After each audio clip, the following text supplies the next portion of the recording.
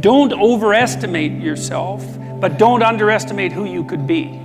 That's a much better way of thinking about it. You know, psychologists of the careless sort, I would say, have been pushing the idea of self-esteem for a very long time, probably since the early 60s. You should be content with yourself the way you are. It's like, no, you shouldn't.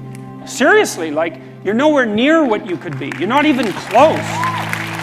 Right, and so that's a way more optimistic message. Like, it's, you ain't seen nothing yet. That's the right message. And so I would say, don't overestimate yourself now, but don't underestimate your future self. And you have so much influence as an individual if you get your act together that you can't believe it. There isn't anything that has more influence than that. You have all the power that there is right where you are to put things right around you. You start now, you develop a noble vision, right, of who you could be. You start to put that into practice, develop some discipline, familiarize yourself with the great works of the past. Learn to read, learn to write, learn to speak, learn to think. Man, you'll be deadly.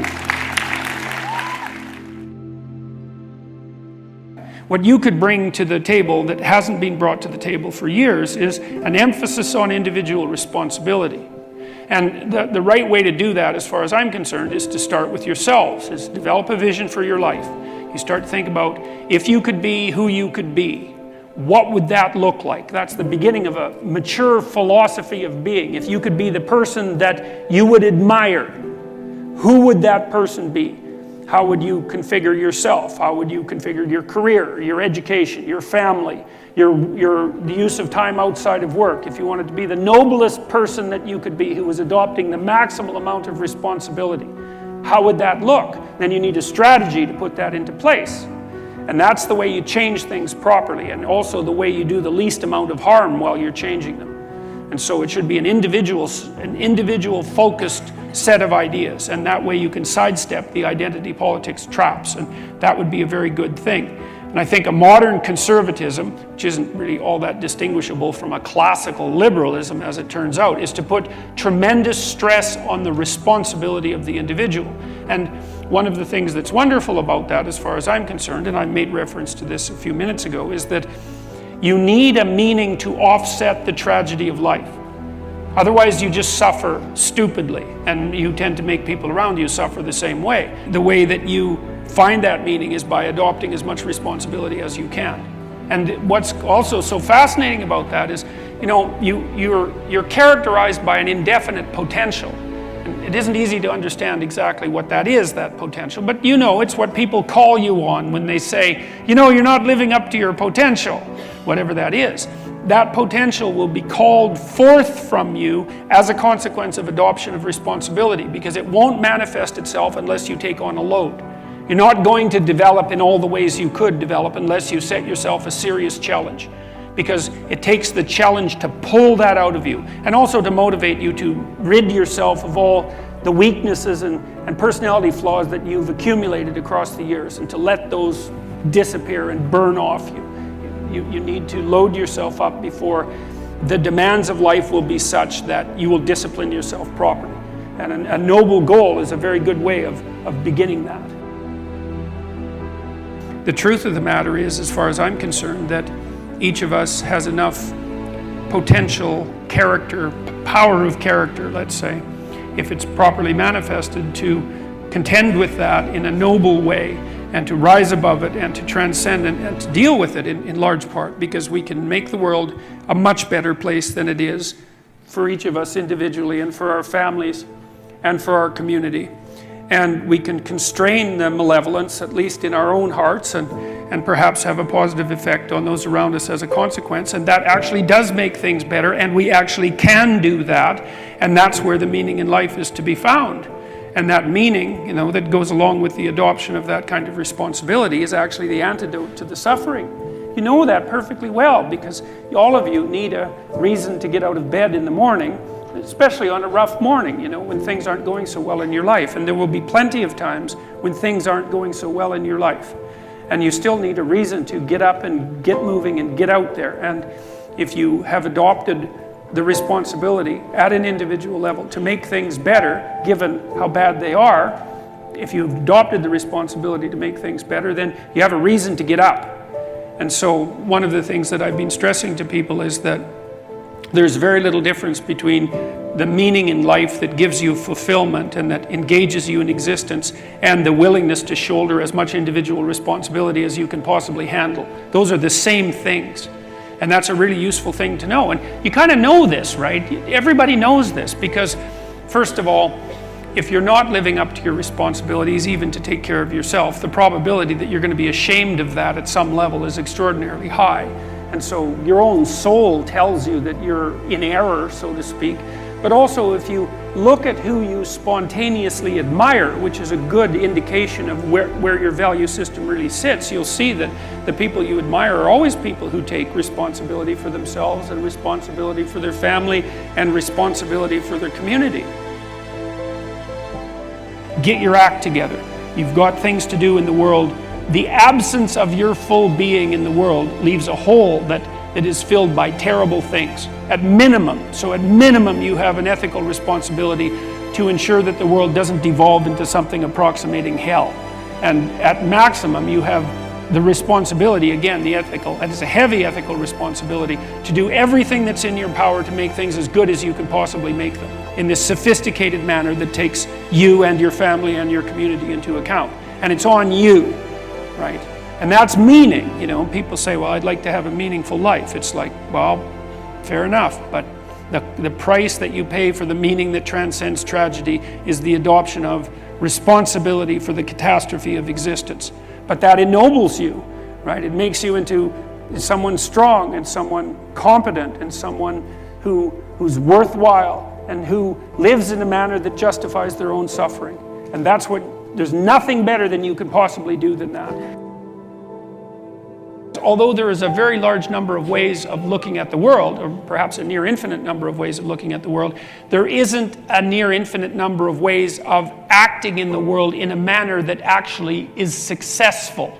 So there are constraints on how you can interact with the world in a successful manner. Let's assume that you don't want undue pain and anxiety. We could just start with that, and I think that's a reasonable proposition. You could tolerate some pain and anxiety if it's in the service of something greater, obviously, but I just mean pointless pain and anxiety. We don't want any more of that than is necessary, and that means that you have to take care of yourself to some degree, but the manner in which you take care of yourself is severely constrained. And this is partly why you have to be intelligent and careful and plot your way through life properly. You have to take care of yourself today, but you have to take care of yourself today in a way that doesn't interfere with you taking care of yourself tomorrow and next week and next month and next year and 5 years from now and 10 years from now. So you can't do just what you want to in the next hour, because if it's impulsive pleasure seeking, let's say, something like that, excess alcohol use or excess drug use or careless sexual behavior or betrayal of people to gain you something in the moment, you're going to pay for that. You're going to pay for it tomorrow. You're going to pay for it next week and next month and next year. So because you're going to exist in the future and because you have to live with yourself, there's only a certain number of ways that you can act that are going to work. But it's more than that. It's not just that you're responsible to your future self or the set of all your future selves, is that you also have to act in a way that works for your family. Because otherwise your family is going to disintegrate and break down and cause you and them all sorts of misery and grief. And not just your family now, but also your family into the future. And then not just your family either, but also your community. And so you have to set your aspirations so that they serve you in the broadest sense over a long period of time, and they also serve your family and they also serve your community, and that's a very tight set of constraints. And I think that the best solution to that set of constraints from a philosophical perspective, or maybe even a theological perspective, is to view the world as a place not of groups but of individuals, of sovereign individuals who are responsible for their destinies, responsible for their families and for their communities. You learn to use minimal necessary force. It's like you don't defend yourself any more than you have to. Like, be careful. Don't push any harder than you need to, because all you do is you generate a counterforce by pushing harder than you need to, and then you're in conflict. And you think, well, I like a little conflict. It's like, look, fair enough, a little conflict, man, no problem. It keeps your life kind of interesting, and maybe that's on the problem-solving edge. But a little conflict can become a lot of conflict very, very rapidly, and if you have any sense at all, that's not what you want. You know, especially if you have other I called the things that are course better to Personality do, and its you should have other Transformations, things and that are better I think to you do. could think about that as a restatement of the idea of being and becoming. And that's what you are. You're, for whatever that means, you're an entity that both is and is transforming. And there's a rule that goes along with that, which is don't sacrifice who you could be for who you are. Which means if you have to choose to transform in a positive direction or maintain your current position, then it's better to transform in a positive direction. Who are you? You're the thing that transforms who you are. But on top of that, you're the thing that transforms who you are. You are the thing that is, and you're the thing that becomes. And you should put the thing that becomes at a higher place than the thing that is. That means you also have to allow yourself to shake off those things about you that you might be pathologically attached to, habits and people, for that matter, ways of thinking, all of those things. You have to allow yourself to shake those off, and that's more like a burning. And you might say, well, I don't know what I should leave behind, and the answer to that is that's a lie. You know some of the things that you should leave behind. All you have to do is ask yourself. You'll come up with a list instantly of 100 stupid things that you're doing that you know you could stop doing. Some of them maybe you don't know you could stop doing. It's like, well, fine, leave those alone for now. But there's a bunch of things you perfectly know well that you could stop doing that would improve your life. Everything that makes you anxious or everything that makes you upset is the same as every other thing that's ever made you upset. All those things that have made you upset that you've never dealt with, they're all laying down there at the bottom of your nasty little soul, waiting to pop themselves up in some random utterance, right? And so then you go in there at your peril, because if you're the person who pokes around in that, then you're going to get blasted with all of that stuff. It's going to come out like almost uncontrollably. And then you can sort it out. What's behind the game you're playing? And the answer to that is all the world that you're ignoring. Always. You're trying to do well in a class, and you get a bad grade. Why did I get this C-? What is it? The answer is you don't know. Do you not know what you thought you knew? Are you not who you think you are? Do you not work hard enough? Are your values not organized properly? Do you misuse your time? Are you in the wrong field? Is the way you're construing your life completely inappropriate? Are you acting out what your parents wanted you to do and you're pissed off about it, so you're only running at 40% to spite them, despite the fact that they're paying $25,000 a year for your education? When you're in the world and something objects to you, something that matters objects to you, then in the entire unrealized world is in that thing that objects. It's all tangled up inside it. That's why it's the great dragon of chaos. It's everything that's outside of your conceptual structure. And what is that? It's everything that lurks outside of your walled city.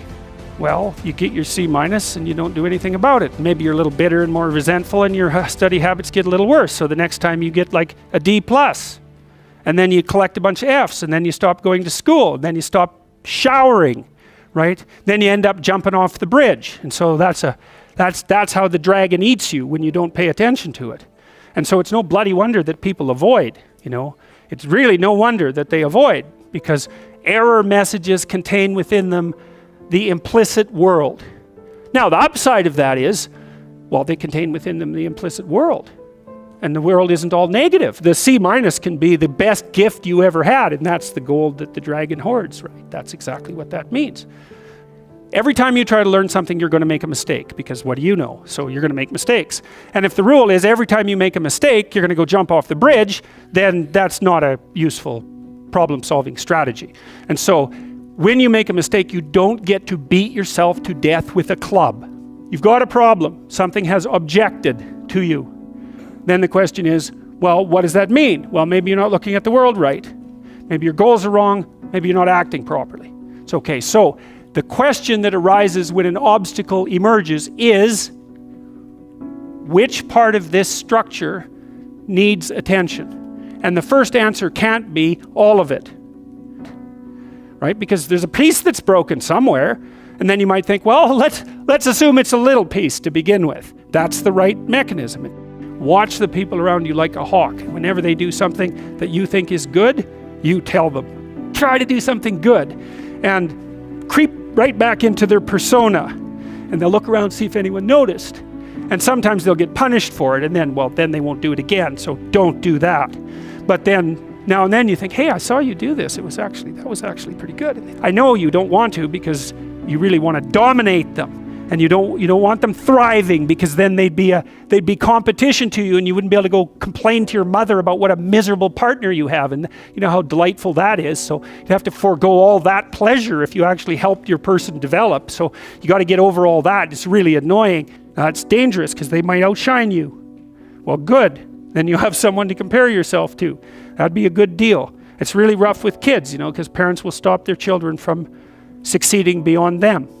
They get jealous, and then they'll put them down, and then they have kids that do not like them, and they'll pay for it. If you aren't suffering from self-imposed misery, and you're only suffering from inescapable misery, maybe you could handle that, and you know, you could survive, you could bear it, and even maybe without becoming irredeemably corrupt. So the goal would be, well, yeah, life is a rat's nest of miseries, and maybe it has no ultimate meaning. We could say that if we're feeling particularly pessimistic, but it still leaves one question open, which is, if you didn't do everything you could to make it worse, how good could you make it be? And the least answer is, well, it could be tragedy, but maybe not hell. That's the most pessimistic proper statement. The worst case outcome in the worst of all possible worlds is that your life could be tragic, but not hell. You're at your mother's deathbed, and all you and all your idiot siblings are arguing. Well, that's the difference between tragedy and hell. You walk away from a situation like that, sick of yourself and sick of everything else too. And you know, it's often the case that tragic circumstances bring out the dragons, because the stress is high, and all those things that people haven't dealt with, they don't have the energy to repress. And all the bitterness comes pouring forward. If you were all gathered around the bed of someone close who was dying, could you manage it? And if the answer is no, it's like, well, put your life together, because it's going to happen. And you should be the person who's there that can do it, and do it properly. And then maybe you'd find that it isn't the sort of thing that will undermine your faith in life itself. You don't want to be the thing that clings so desperately to the raft that you can't let go when someone comes to rescue you, right? You don't want to be that. So then you think, well, exactly what are you? You're not the chaos, you're not the plan. Maybe you're the thing that confronts the obstacle. And then when you know even further that the obstacle is not only an obstacle, but opportunity itself, are you so sure that this is a problem? Is that the only way that you can look at it? Or is it an opportunity? And maybe you're in the order, and maybe you're in the chaos, but those can flip on you. And maybe you shouldn't be in either of those places. Maybe you should be right in the middle. That's when you go down, you see, when you're down in chaos and you don't know what the hell's going on, you have to rediscover the values that have oriented people forever. That's what you have to discover. So for example, when I'm dealing with people who have post-traumatic stress disorder, and they've usually encountered someone malevolent, they have to relearn the description of good and evil. Because if they don't, they have no framework. They're lost. They think, well, there's malevolence afoot in the world, because the only thing that a monster won't mess with is another monster. And you might say, well, I don't want to transform myself into a monster. It's like, you don't have a choice. You can either be a pathetic monster, or you can be a monster with some power. Those are your options. There's no non-monster alternative. Weak or strong. And I don't mean strong like dominating tyrant strength. That isn't what I mean at all. I mean strength like functioning at a funeral strength. And that's a kind of monstrosity. And when you're down in chaos, that's what you have to rediscover. You want to be safe? Forget that. That's not in the cards. You're not going to be safe. Well, then you have to be meta-safe. And that's way better, because then you're not safe, but you know how to cope with danger. Well, fine. That solves the problem. And maybe it's even a better solution, because if you're safe, then you just have to stay in your burrow. But if you can confront danger, then you can go wherever you want, and you can have an adventure. And maybe that's what you need to do, is to go out and have an adventure. So you don't even want safety, because how exciting is that? Let's say we made you perfectly safe. All that you had to do was eat cakes and worry yourself with the continuation of the species. What would you do? You'd smash it all down as soon as you possibly could, just so you had something interesting and challenging to do. So you don't want safety. You want to be able to cope with danger. That's a whole different thing. You don't get to be safe ever again. Well, so what happens? You get to be stronger. Well, hey, turns out that's a better bargain anyways. I read this piece of work by Jung a long while back, and it was a meditation on the injunction to treat your neighbor as you would like to be treated. And what Jung pointed out, which I really liked, was that wasn't an injunction to be nice to other people. It was an invitation to reciprocity. It was something like this. It's like, you should figure out how you would like to be treated, like you were taking care of yourself. It's like, imagine you had a child that you really cared for, and someone said, well, people will treat this child exactly like you want them to, but you have to figure out what that is.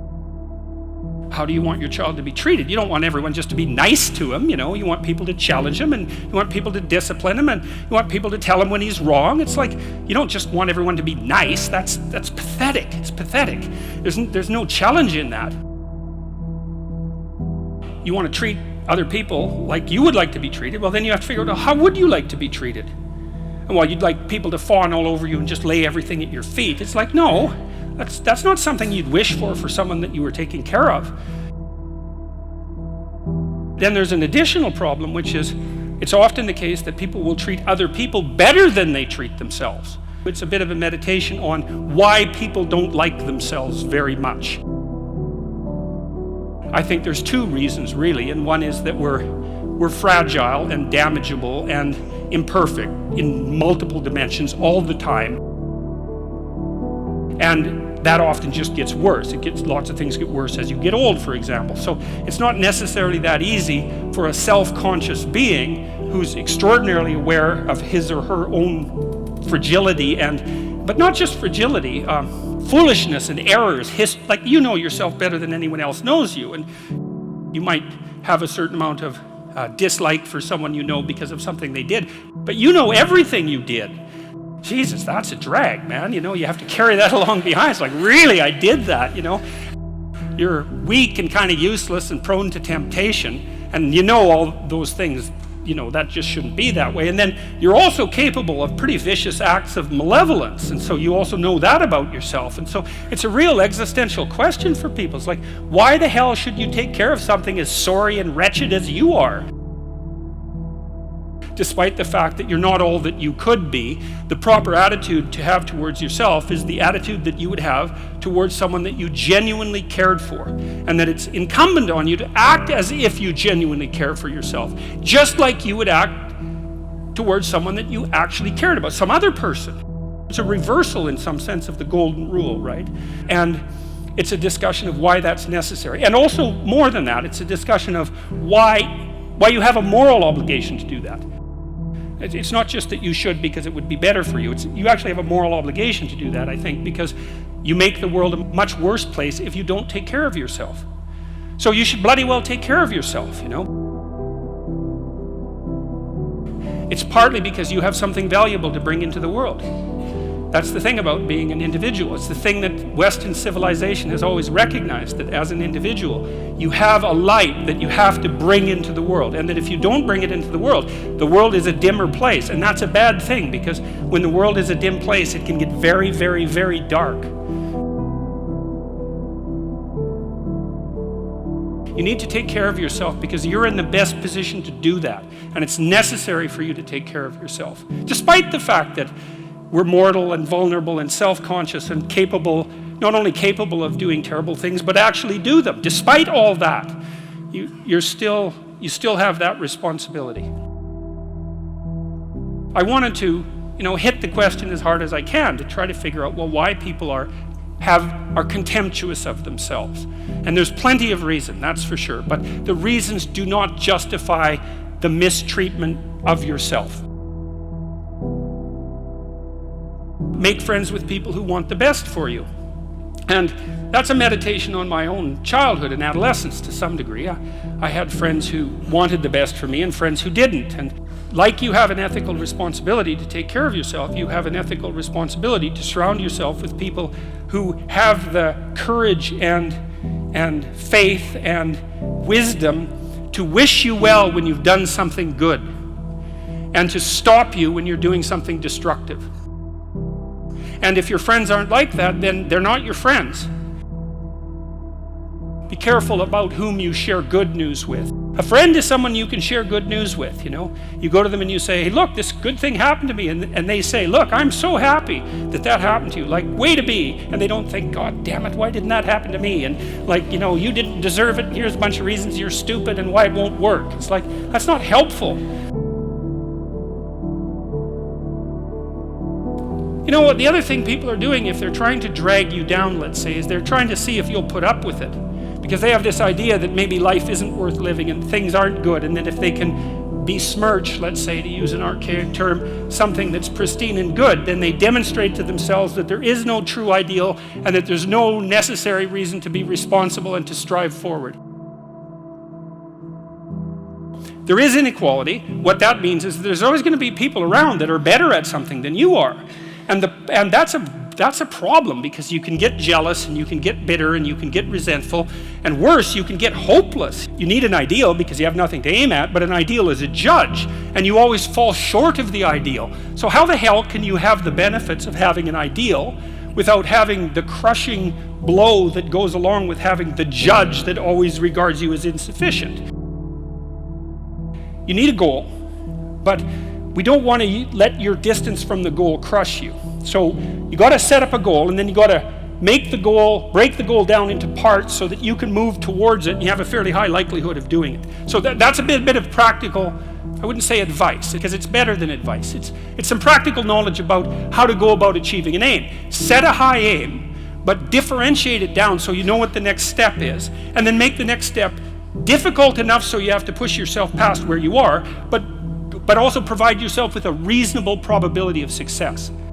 You really have to stop comparing yourself in some ways to other people. And the reason for that is that the particularities of your life are so idiosyncratic that there isn't anyone really all that much like you, you know, because the details of your life happen to matter. And so maybe you compare yourself to some rock star or something like that, and you know, the person's rich and famous and glamorous and all that, but you know, they're alcoholic and they use too much cocaine and they've had 3 divorces, and it's like, how the hell do you make sense out of that? Is that someone that you should judge yourself harshly against or not? The answer is you don't know, because you don't know all the details of their lives. And who do you know that you can compare yourself to? That's easy. You. Yesterday. Compare yourself to who you were yesterday, not to who someone else is today. So here's a good goal. It's something like, well, aim high, but use as your control yourself. So your goal is to make today some tiny increment better than yesterday. And you can use better, you can define better yourself. This doesn't have to be some imposition of external morality. You know where you're weak and insufficient, where you could improve. You think, okay, well, this is what I'm like yesterday.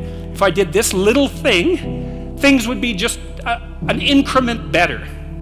That's a great thing, because you get the ball rolling, and incremental improvement is unstoppable. You can actually implement it, and it starts to generate Pareto distribution-like consequences. It starts to compound. Then you have your goal, and then you think, well, I need to move towards that incrementally, because I'm kind of useless and can only do so much, and maybe not even that. But all I have to do is be a little bit better than my miserable self yesterday.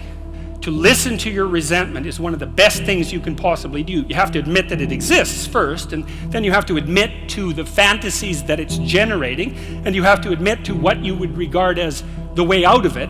So that's all very difficult, because it means learning things about yourself that you probably don't want to learn. But resentment only means one of 2 things. It means either like shut the hell up, grow up, quit whining and get on with it.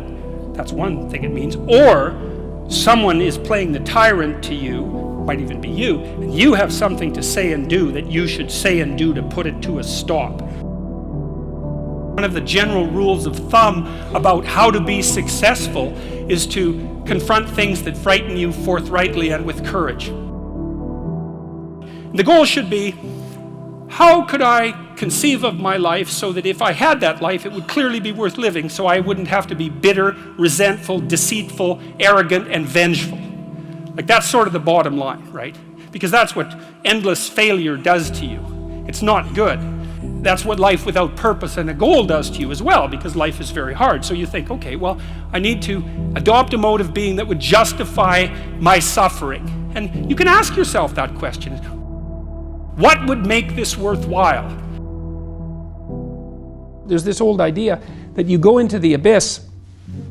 It's an idea that you can gaze into the abyss. You gaze long, and what you find in the abyss is a monster. That's the dragon at the bottom of the abyss, let's say. That's Satan himself, for that matter. But if you go into that as deeply as you can, what you find is you find your fragmented father in a comatose condition, in a desiccated and separated condition. And then you revivify that. Well, what does that mean? It means something. It means that if you look in the darkness, you find the light. That's one thing it means. And that the light really stands out against the darkness, but that the light is to be found in the darkness. So that's a very interesting thing. That's a quest narrative. But it means more than that. It means something fundamental. So we know, for example, that if you take yourself out of your current state of predictability and safety, and you put yourself in a new situation, you'll learn, right? You'll incorporate new information. So that's a cognitive issue. But that isn't all that happens. What happens is that new genes turn on within you and code for the production of new proteins. And that happens neurologically. New parts of you turn on. And so the idea is that if you can move yourself out into the world and push yourself out against a maximum array of challenges, more and more of you turns on. And then the question would be, well, what would you be if all of you that could be turned on was turned on? And the answer would be, you would be the resurrection of the ancestral father.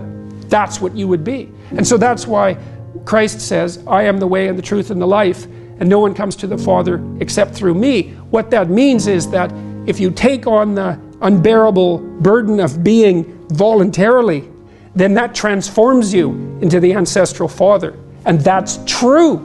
And so that's unbelievably optimistic. It's so interesting because it's dark beyond belief. Well, the world is characterized by suffering and by malevolence of a depth that's virtually beyond comprehension. But if you choose to comprehend that, what you discover in that is the light that destroys the darkness. And that's really something to discover. There isn't a discovery that's more profound than that. That's the search for the Holy Grail or the Philosopher's Stone, all of that. If you actually want something, you can have it. Now the question then would be, well, what do you mean by actually want? And the answer is that you reorient your life in every possible way to make the probability that that will occur as certain as possible. And that's a sacrificial idea, right? It's like, you don't get everything. Obviously. But maybe you can have what you need. And maybe all you have to do to get it is ask. But the asking isn't a whim or today's wish. It's like, you have to be deadly serious about it. You have to think, okay, like I'm taking stock of myself. And if I was going to live properly in the world and I was going to set myself up such that being would justify itself in my estimation, and I don't mean as a harsh judge, exactly what is it that I would aim at? You could try this. This is a form of prayer, knocking. Sit on your bed one day and ask yourself, what remarkably stupid things am I doing on a regular basis to absolutely screw up my life?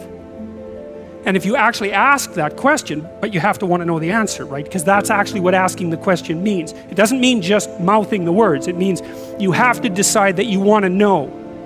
You'll figure that's out so fast it'll make your hair curl. You're perfectly capable of thinking. God only knows how. You're perfectly capable of immense feats of imagination and dream and fantasy. It's God only knows how you do all of that. What would happen if you consulted yourself about the best possible outcome for you? You might get an answer. In order for us to set things right, we have to understand that we have to take on that burden of ultimate responsibility. Not only as if it's ours, which it is, but as if there isn't anything better that we could do. And you have an ethical obligation to lift the heaviest load you can possibly conceive of. And that's the primary call to adventure in life.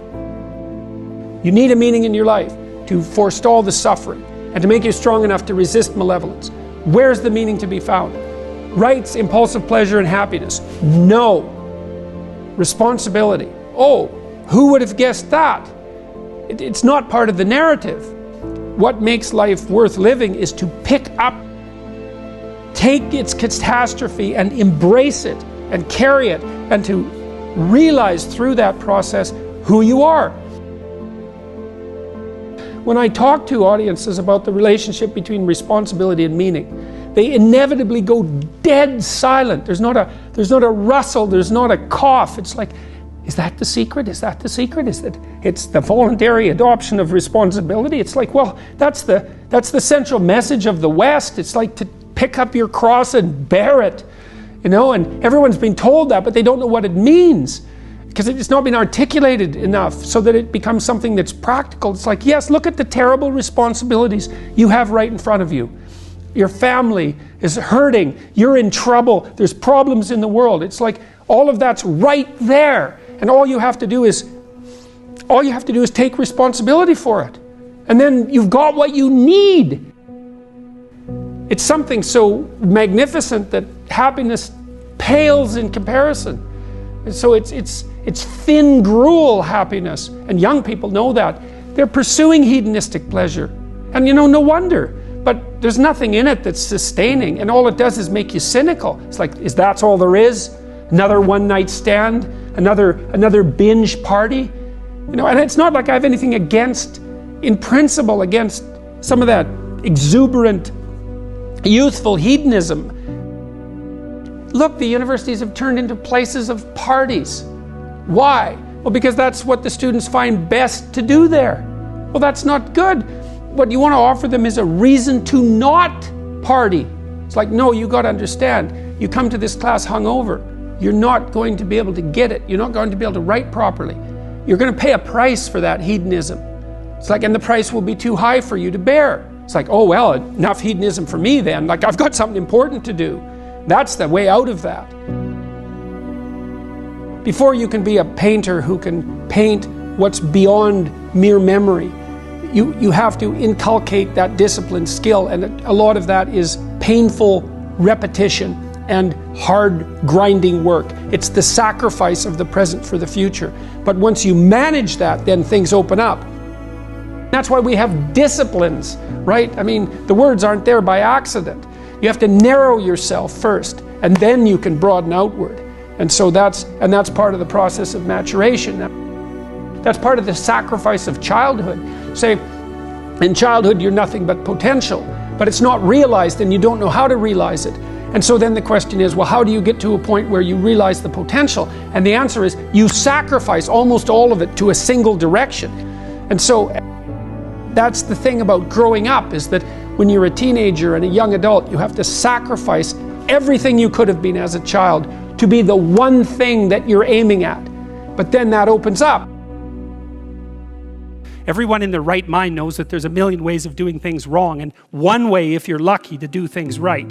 And so the notion that it's a very, very narrow pathway that you tread upon if you're doing things right, that's wisdom. That's the line between chaos and order that you're supposed to be on constantly, right? It's a very, very thin line, because if you're a little bit too far in one direction, then it's too much chaos, and if you're a little too far in the other direction, then it's too much order. And both of those aren't good. The balance has to be exactly right. And you can feel that, and I truly believe you can feel that, and I think it's your deepest instinct. It's your deepest instinct, and I mean that biologically. I don't mean that metaphorically. I think that your psyche is arranged to exist in a cosmos that's composed of chaos and order. I think that's why you have the hemispheric structure that you have. And then when you feel as if you're meaningfully engaged in the world, when the terror of your mortality strips away and you're engaged and it's timeless, that's the deepest instinct you have telling you that you're in the right place at the right time. And then what you do is practice being there. Practice being there. And that's that narrow spot that's so difficult to find. You wander around it. Maybe if you're lucky, you can watch. This is an experiment. Watch yourself for 2 weeks. Like you don't know who you are, because you don't. So watch yourself for 2 weeks and notice there's going to be times when things are proper. They're arrayed properly for you. It's not easy to notice, because when they're arrayed like that, you're so engaged, you don't exactly notice, you know. But you'll see, oh, I'm in the right place. It's like, okay, how'd I get here? What am I doing right? You know, how is it that this could happen more often? I'd like this to happen more often. How would I have to conduct myself in order for that to happen more often? And then you practice that, and then maybe instead of 10 minutes a month or 10 minutes a week, it's like 15 minutes a day, and then it's half an hour a day, and then it's an hour a day, and then it's 4 hours a day. And maybe if you're extraordinarily careful, then you get to a point where you're like that a good proportion of the time. Rule 1 is stand up straight with your shoulders back, and it's about a general attitude towards life. So hierarchies are very stable features of life in general, and certainly of human life. And wherever you have any system of values, you have a hierarchy, because a system of values implies that one thing is better than another. If you have a situation where one thing is better than another, then some people are better at doing it than others, and you get a hierarchy.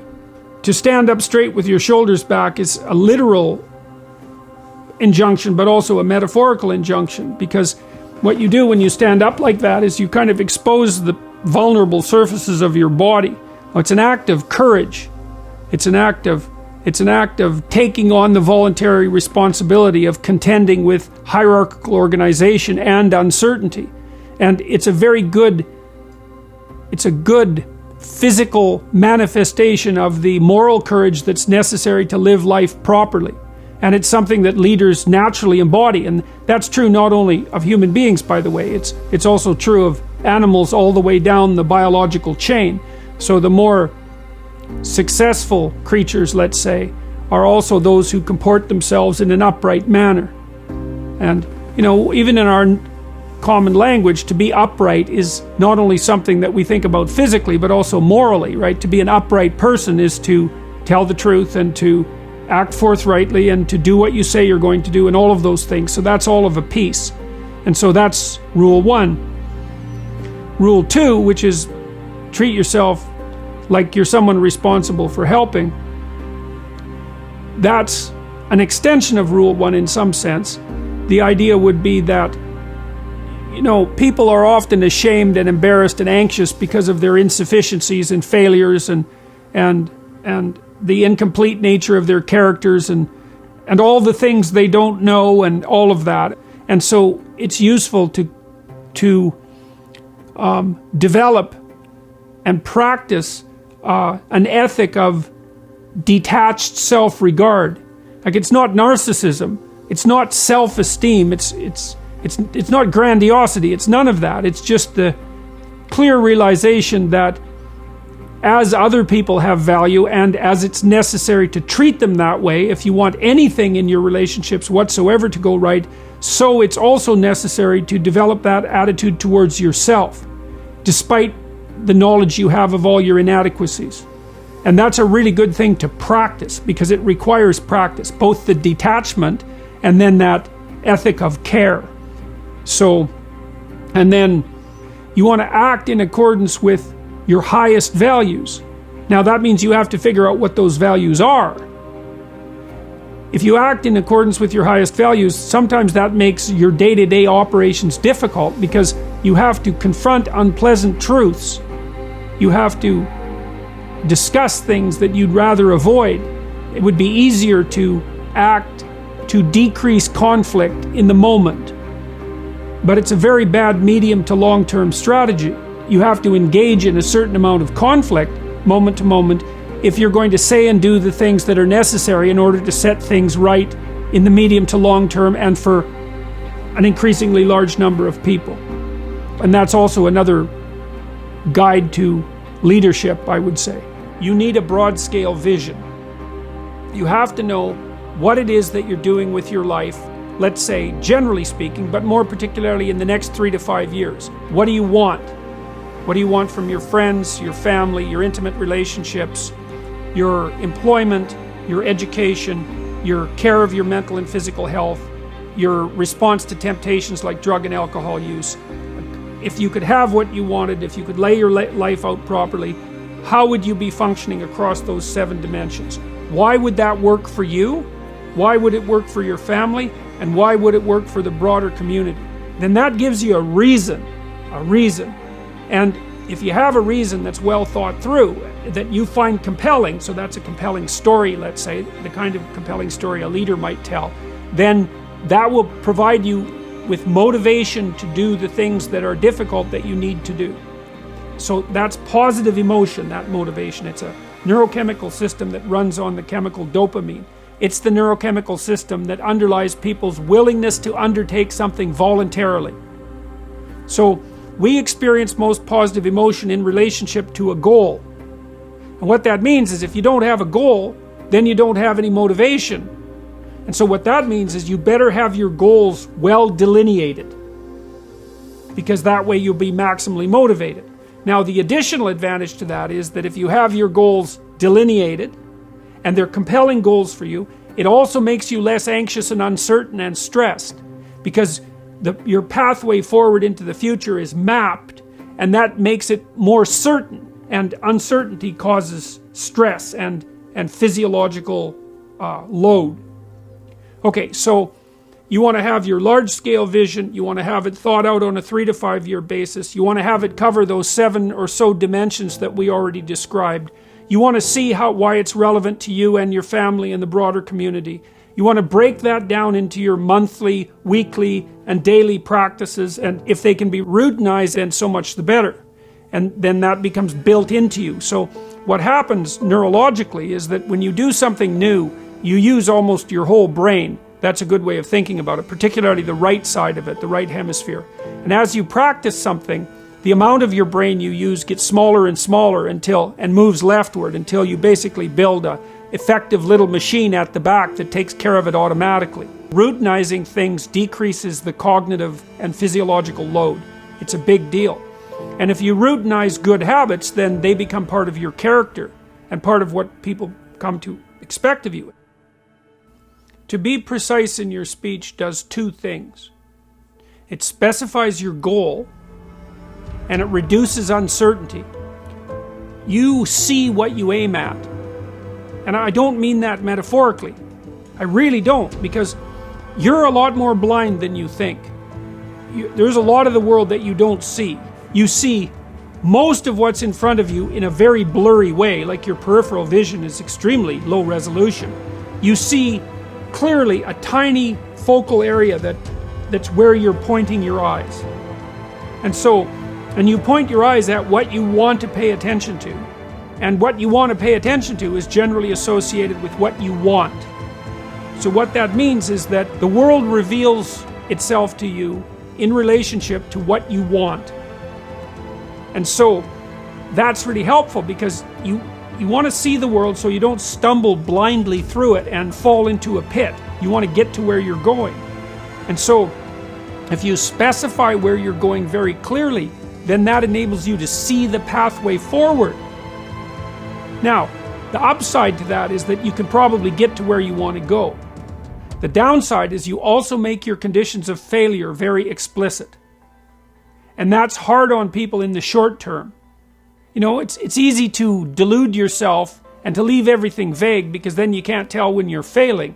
But that doesn't stop you from failing, it just stops you from seeing it while it's happening. Then the other advantage to being precise in your speech and your aims is that helps you tell the difference between what's important and what isn't important. And you want almost everything to be not important. You know, in times of crisis in your life, everything becomes important. So imagine that you have a new physical symptom that's distressing and you don't understand it. So then you're thinking, oh my God, what's happening? Am I collapsing physically? Have I got a serious illness? Is it a fatal illness? What's going to happen to my family? Is my whole life going to fall apart? Like, what happens when something that you can't specify occurs is that everything becomes relevant. And that's terrible. No one ever wants that. You want hardly anything to be relevant. And so if you specify your goal, then almost everything becomes irrelevant, and only those things that are important stand up in sharp relief. That's also a real boon to the people that you're communicating with, because they know what you want then. And so even if you're a harsh person, let's say that you're pretty punitive, and if people don't do a good job, you let them know. If you specify what you want, then they know how to avoid your harshness. And the more precise you are in your formulation of the problem and in your presentation of a solution and the role you might play in that solution, the more likely you are to advance on all fronts. As far as I can tell, there's nothing you can do that moves you and your agenda, your vision, let's say, forward faster than precision in speech. What's the meaning of life? I think the meaning is to be found in that, and as you put things together, and as you take responsibility for things, the meaning emerges from that. And so it emerges from that the same way it emerges from a symphony, in some sense, because a symphony is composed of layers of patterns and they're all working harmoniously together. And they speak directly to people of meaning, which is why people love music so much. I mean, every form of music does that. And it's a model for proper being, which is the placing of all the different levels of reality into harmonious relationship with one another. And meaning emerges out of that naturally. And meaning is actually an instinct. This is another thing that people don't understand, and it's a case I've been able to make because I know a fair bit about how the brain works. The twin hemispheres of your brain interact to guide you through life, which is a truism in some sense. You use your brain to guide you through life, but your brain does that fundamentally by instilling the proper things that you do with a sense of meaning. And that meaning it's not something that's just a surface. It's not on the surface of the world in some sense. It's the deepest instinct that you have. It's associated with a phenomenon that Russian neuropsychologists discovered back in the 1960s called the orienting reflex. And the orienting reflex is what orients you towards things of interest. Right. And that happens unconsciously. And so if something happens around you that's of significance, often something you don't expect, say something somewhat chaotic, you'll orient towards it and that attracts your attention. And then as you investigate what that is, that's associated with the sense of meaning. And if you put what you're investigating into proper order, then that meaning continues to reveal itself. So you can use meaning as a guide to proper being. But you have to also be very careful to conduct yourself honestly if you're going to do that, because if you conduct yourself dishonestly, then you pathologize the mechanisms that orient you. Everybody is a strange mixture of victim and victimizer. Lots of terrible things happen to people that aren't justifiable in some sense. Illness strikes people randomly. Yeah. I mean, not entirely randomly, obviously, but there's a large random element in it, where you're thrown into existence as a consequence of your birth. That you're sort of thrown into reality with your particular set of predispositions and weaknesses. And then there's going to be times in your life where things twist in a manner that's unfair to you, that you're not getting your just deserts. But that goes along with all sorts of unequally distributed privileges as well. And so that's the arbitrary nature of existence. But you can't allow those sorts of things to define you, because it's not that useful strategically.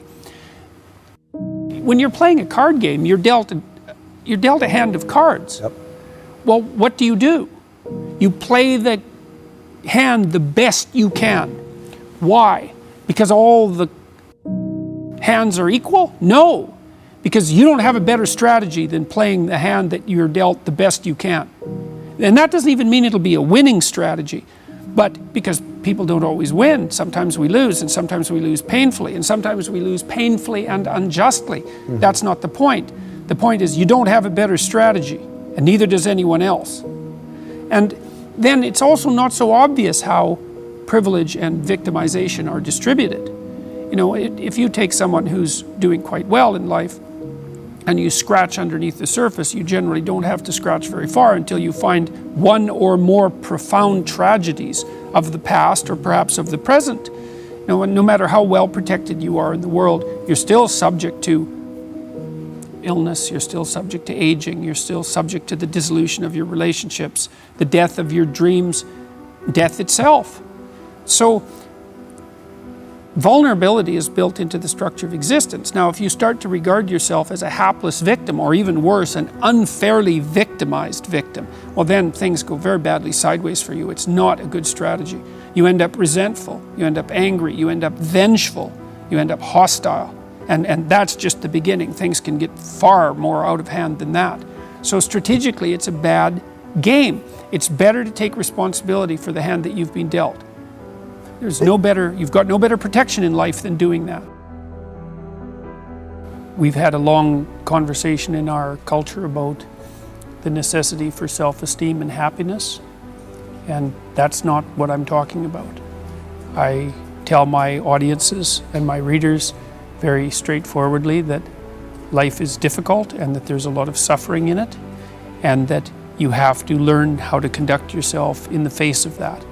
The problem with the pursuit of happiness is that when life's storms come along, happiness disappears, and then you're left with nothing.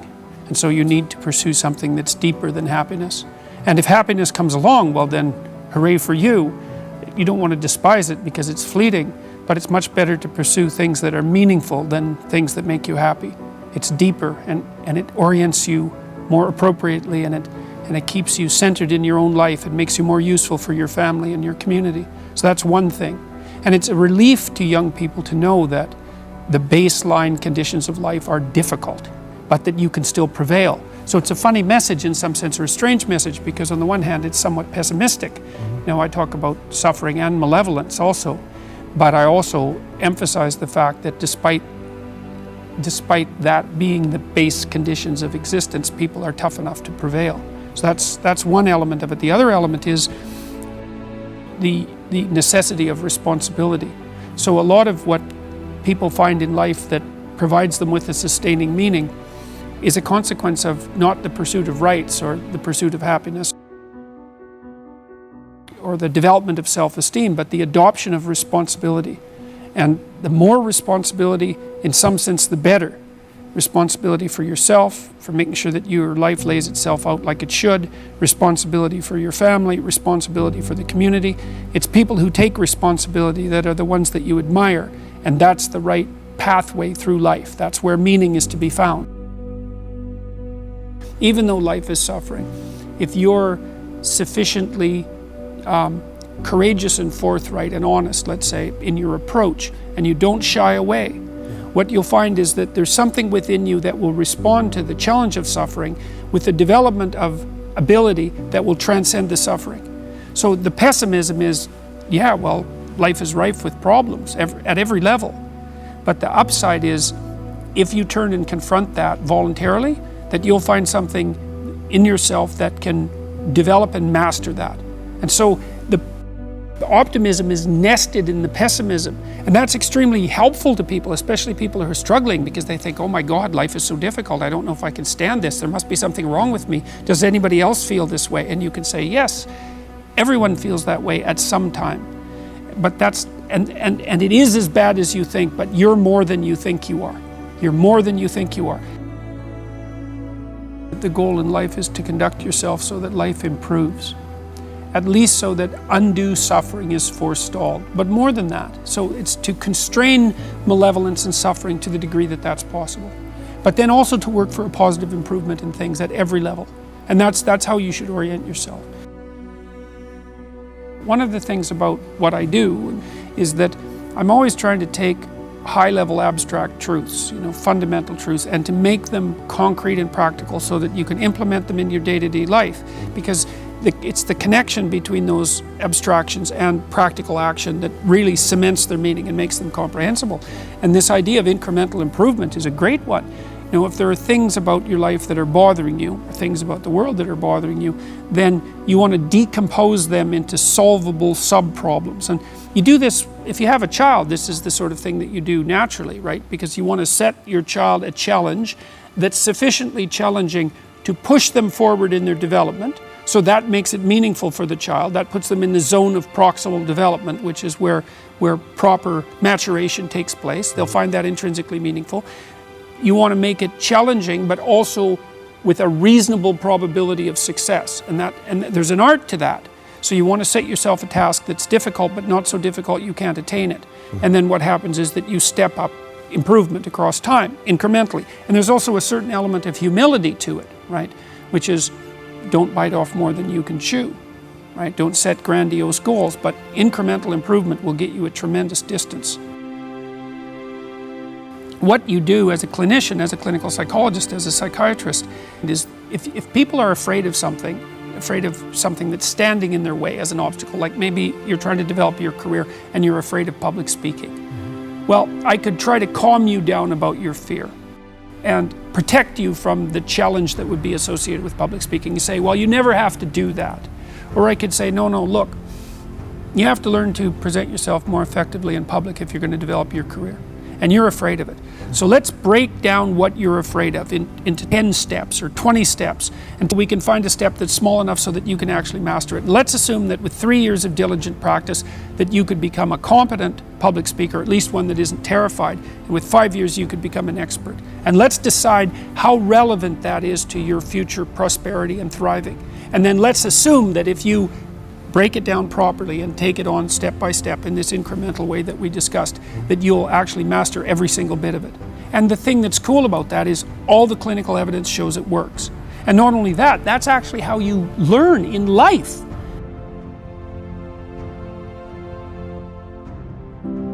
If you trust people, that's an act of courage. If you're not naive, right? If you're naive, it's an act of stupidity. Because you might get bit, and you probably will. And if you're naive and you get bit, you will suffer for it. It'll traumatize you. But if you're not naive and you know you can get bit, then you might ask, well, what should you do with people? And the answer is you should trust them. And not because you're naive, and not because they couldn't betray you, and not because you don't know that they could betray you, but because if you hold out your hand in trust, then you're inviting the best part of that person to step forward, and that won't happen unless you take that initial step, and that's courage, not naivety. And so to trust someone once your eyes are open, that's an act of courage, and that opens up the world.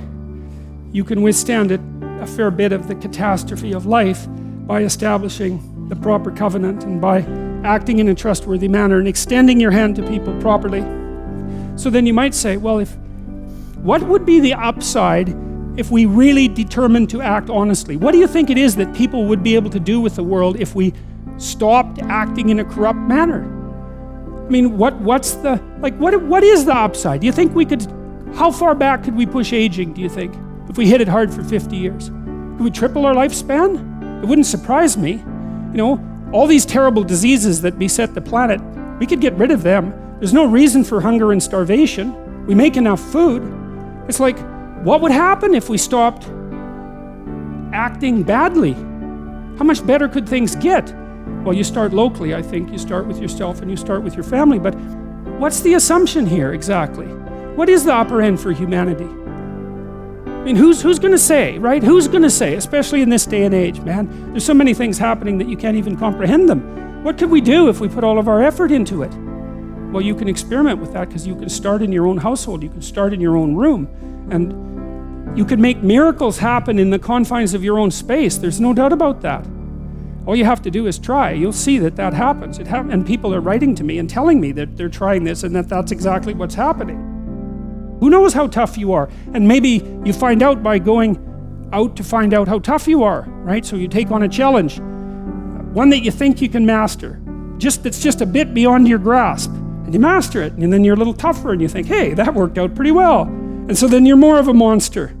And then you go out and you find another challenge that's even bigger, and you think, well, maybe I can do that too. And then all of a sudden you can, and you get a little bit bigger, and God only knows what the limit is of you. Who do you want to be when there's a crisis? Right? Do you want to be the person that everyone can turn to for strength? It's like, why the hell not? Why not that as a goal? That'd be a good goal, because then if there's a crisis, and there will be, it won't be such a bloody crisis, because there'll be someone there that can deal with it.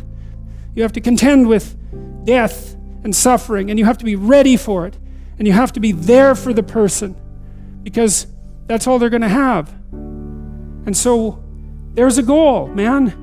And in this time of nihilism, you know, it's what's the point of life?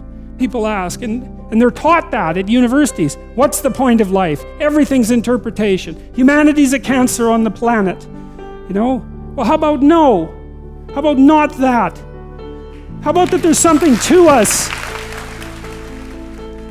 It does require a leap of faith for you to move into the world, because the world is a catastrophe. Self-evidently, the world is a catastrophe. And so there's every reason for you to assume that you should just sit in your basement and hide from it. But that's not, it doesn't help. It doesn't make things better. And the thing is, perhaps you're not built for that. You're not built to hide. I don't think that people are built to hide. I think it destroys them. it's a really tough thing to understand, is like, how much trouble would you want there not to be? It's a weird question, right? Because you want to have something to contend with. You want to have something that forces from you the best that you have, and so you have to have real problems. It's something like that. Would you dispense with all your real, you could just lay down on a bed and have pablum infused into your mouth, you know, if all your problems were solved. And so maybe you want difficult problems that you can solve, something like that, because there's some, I don't know what it is about it. There's the overcoming and the growth that comes along with that. There's something about the nobility of the enterprise. You certainly see that when you go about having children, for example, which is the people who don't have kids are happier. And so psychologists who tend to get things wrong even when they make intelligent discoveries like that one, immediately, some of them, jump to the conclusion that because happiness is the goal, that, well, there's something about children that, you know, make you unhappy, and that's not good. It's like, well, wait a second, maybe that's the wrong metric. It's like, of course you're less happy once you have children because you have to worry about them. You know, my neighbor down the street, who's a very smart woman, said to me once, you can only be as happy as your unhappiest child. You know, that's really smart. If having children doesn't make you happy, the answer isn't don't have children. It's like, don't be so stupid about being happy. That's the answer. It's because there's a nobility in the pursuit, right? And of course now you're responsible. You know, you have a new baby, you think, what the hell is this? And what am I gonna do with it? You know, it's like, and then you're done for the rest of your life. You never sleep properly again because you're going to be worried about this creature that you have to take care of. But like, what the hell good are you if you're not doing that, or something else equally difficult? Because you just haven't been called out yet, unless you take on a responsibility like that. The idea that, you know, that happiness is the purpose of life. It's like, great for happiness, man. If it comes along, you should be thrilled that it's visiting you. But the notion that that's what you should pursue, that's the weakest possible notion. First of all, as soon as something terrible happens to you, you're done. It's like, life is to be happy. It's like, well, now you have cancer. So how's that? How's the happiness thing working out for you now? It's like, life is to be happy. That's not right. The rule is aim high and get your bloody act together. That's the rule, and establish this contractual covenant with the ultimate ideal, and that will see you through the catastrophes. And that's a much more mature way of looking at life as far as I'm concerned, because all you have to do is have your eyes half open and you see that the fundamental reality of life is tragedy and suffering. That's inescapable. That doesn't mean that it makes life unbearable or that it makes being something that shouldn't have existed. Right? That isn't what it means. But it means that you have to contend with it and you have to get ready. And the willingness to adopt responsibility for yourself and for others is the precondition for that. And then maybe if you do that properly, then now and then you get some happiness. You know, you can sit at the end of a day and you have half an hour where your conscience is clear and there's nothing that you need to be doing, and you can relax and think, you know, that's all right, things are okay, and thank God for that. And that's maybe where you get your happiness. Part of the reason that modern people have been able to escape from the catastrophe of tyranny and slavery is because we've agreed to make ourselves our own slaves. Right? So instead of owning a slave, you own yourself, in a sense. And so you trot yourself off to work and exploit yourself so that you can stay alive. And maybe it's not something that you want to do, but you've taken on the role of slave in some sense in relationship to your own survival instead of forcing someone else to do it. If everything falls apart around you, there's a couple of things you're going to want. You're going to want someone standing beside you, that's for sure, that you can trust. You're going to want your family around you, and you're going to want them to have your back. And you're going to want to know that you didn't do some goddamn stupid thing to bring all hell down on yourself. And if you're lacking any of those, when that crisis comes, there's a high probability it will flatten you and you won't be able to get up. You know, it does seem to me, you can ask yourself this question: when things collapse around you, how much utility is knowledge of your own moral virtue? It's bad to be laid low, but to be laid low and to know that you were the fault, you were at fault for it. And worse, the things that you did that you knew you did that were wrong brought you there, then I think you have nothing to stand on in that situation. And that's also the circumstances under which I think you're more likely, at least, to be abandoned by people around you. So, given that you know that the catastrophe is coming, right, that the tragedy of life will strike you, the question is, well, how do you fortify yourself against that? I've asked myself a lot of questions in the last 8 months, man. I can tell you that. And I'm still asking myself a lot of questions. And I've been conferring with a lot of people, because I had lots of people who were helping me negotiate whatever the hell this is that's happening. And you know, I could ask them how I was doing, and they would tell me a bunch of things I was doing wrong and some things I was doing right, and I could listen to them. And I was asking questions all the time about how the hell I should manage this properly.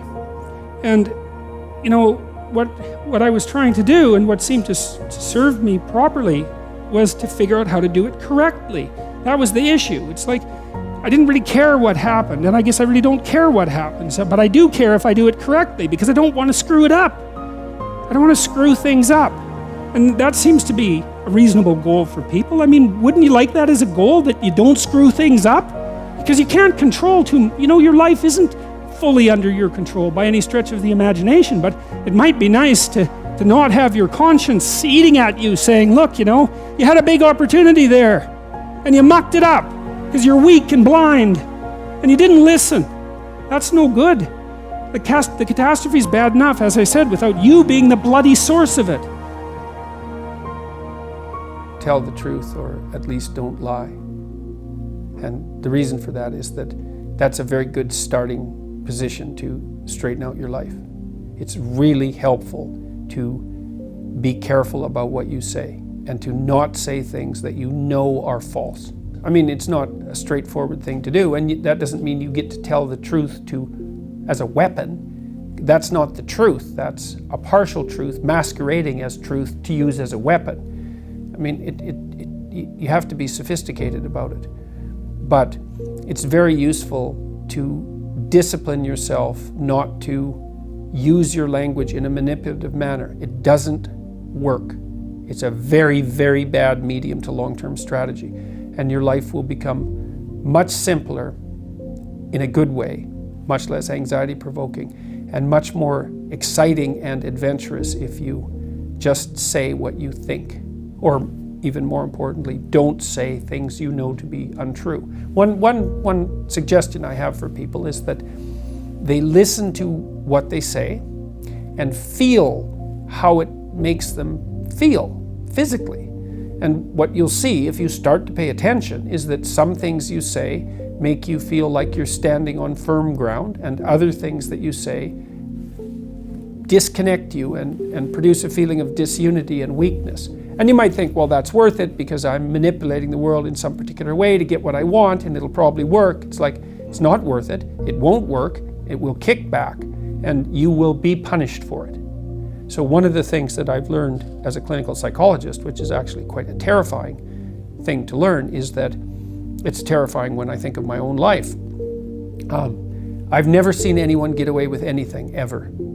Everything you do that you know to be wrong will absolutely come back and haunt you, and usually in a magnified way. And so it's very useful to know that and to be terrified enough of that so that you become careful with what you say. So telling the truth, that presupposes you know the truth. You can strive towards the truth. I don't think you can know it, but you can certainly know when you're about to say something that's patently untrue by your own definition, and you can certainly not do that. So, and that's an excellent place to start. It will, if you do that for a number of years, your life will change radically and positively. Classically speaking, the two highest virtues are truth and love, and it's difficult to put one of those ahead of the other. Love means something like hoping and striving for the best for things, despite the fact that they're inadequate and damaged and perverse and often malevolent. And that's part of, say, love your enemies, is, well, what do you want for your enemies? Well, you might say you want their defeat. Maybe you want their violent, painful defeat, but it's better to want their transformation. It's better in all regards to want that and to hope for that and to act towards them in a manner that might facilitate that. So, and that's part of that courageous attitude towards existence that would manifest itself in positive regard for living things. And it's hard to talk about those things, especially love, because the word has been weakened by misuse, which is why I offered the definition I offered. It's like, It's an attitude of courage to want the best for life, because life is very cruel and harsh, and it's easy to become turned against it and bitter. And there are reasons for that, but it's not helpful. It's wrong, despite the fact that there are reasons for it. Bitterness is of no utility. So even though, I've met many people who've had very, very hard lives, and to see them become bitter is not a surprise. But there's no utility whatsoever in it. All it does is make it worse. So grin and bear it, so to speak. And that's part of aiming upward. And it is an attitude of courage, a voluntary attitude of courage. And truth serves that goal best. So how could it be otherwise? You can think about, you have an option. You can either have reality on your side or against you. If you abide by the truth, then you have reality on your side. You have reality against you. It's like you think you're going to come out ahead in that dispute. You only think that if you've developed a certain amount of arrogance, which is also another very dangerous thing. I can get away with it. It's like, no, you can't. You are so outmatched by reality that there's no contest. I think the only real natural resource, apart from air, is honesty. It's the basis for wealth. Because if two people treat each other honestly, they can take each other at their word, and then they can cooperate. Otherwise, like if I can't trust you, God only knows what you're up to. You're so complicated that we can't do something simple and straightforward and directed together, because we're going to spend all of our time trying to figure out what in the world is going on. And this is partly why so much poverty in the world is actually generated by corruption, rather than an absolute lack of material, an absolute lack of material. Corruption is a force that produces poverty like nothing else. So honesty, integrity, and then all the things that you can be gifted with, intelligence, hard work. It takes a lot of rare traits, generally speaking, to push you in the direction of success. It also depends on what you mean by success. So we could do this two ways. We could go after classical success. Yeah, well, often you need a set of gifts, right, that are given to you at birth to be spectacularly successful at something, say, like sports. Then discipline, that's extraordinarily useful. Intelligence, that's very useful. The marriage of those two, if you have two people who are equally intelligent and one works twice as hard as the other, then the one who works twice as hard is much more likely to be successful. Creativity is another useful attribute. Reciprocity, the ability to reciprocate, that's unbelievably useful. Almost all the people I know who are successful have very broad, well-functioning social networks. So even if they don't know how to do something, they know someone who knows how to do it. And they've maintained their relationships with those people, and they've done it with integrity. So they're trusted. So they have a network of trusted people around them who are highly competent. And so there's an ethical aspect to that, because you don't gather a group of highly useful people around you to trade with unless they trust you. And so honesty is a huge part of it. And I've seen people go into companies that were failing very dramatically. Competent people go in, and with nothing other than their competence and their honesty, turn the companies around completely. And that's very interesting to watch, and I've consulted in situations where that's been the case. Decide what better means for you. So you have to have a discussion with yourself, as if you were someone you cared about. So now we decide you're taking care of yourself. 3 years down the road, you get to have what you want, but you have to figure out what it is. Okay, so do you want an intimate relationship? And if so, what kind of relationship? How are you going to structure it? What about your family? How are you going to get along with your siblings and your parents? Are you going to have kids? Is that going to be part of your life? What are you going to do for your career or your job? How are you going to educate yourself and keep your education updated? How are you going to resist the sort of temptations that take people down? How are you going to take care of yourself mentally and physically? What are you going to do with your time outside of work that's productive and engaging? Imagine you could optimize all that. Okay, so then you need a vision. Okay, what would my life be like if I had that? And what would it look like? Well, then you have to make the right sacrifices to get there. You need to make a strategy. And so you lay out that strategy and then start to pursue it and progress incrementally, right? Little better tomorrow than you were yesterday. And compare yourself to yourself, which is rule 4 in my book. That'll work. You'll be in way better shape very, very rapidly. So, but you can't just wait around for happiness to appear. I mean, unless you define it and pursue it. I mean, things don't happen. Good things tend not to happen randomly, right? Things fall apart randomly. So you need a vision. You need a plan for the future. And you know, you don't want to make it rigid and tyrannical, and you have to do it in negotiation with yourself. But it's unbelievably effective. There have been good personality studies done for, I would say, about 30 years. And the reason for that is that we figured out a personality model about 30 years ago that's stable cross-culturally, and it was mostly derived statistically, and it required a fair bit of computational power to derive. And basically, the way that it was derived was that thousands of people were asked hundreds and hundreds of questions, and then computers could figure out how the answers grouped.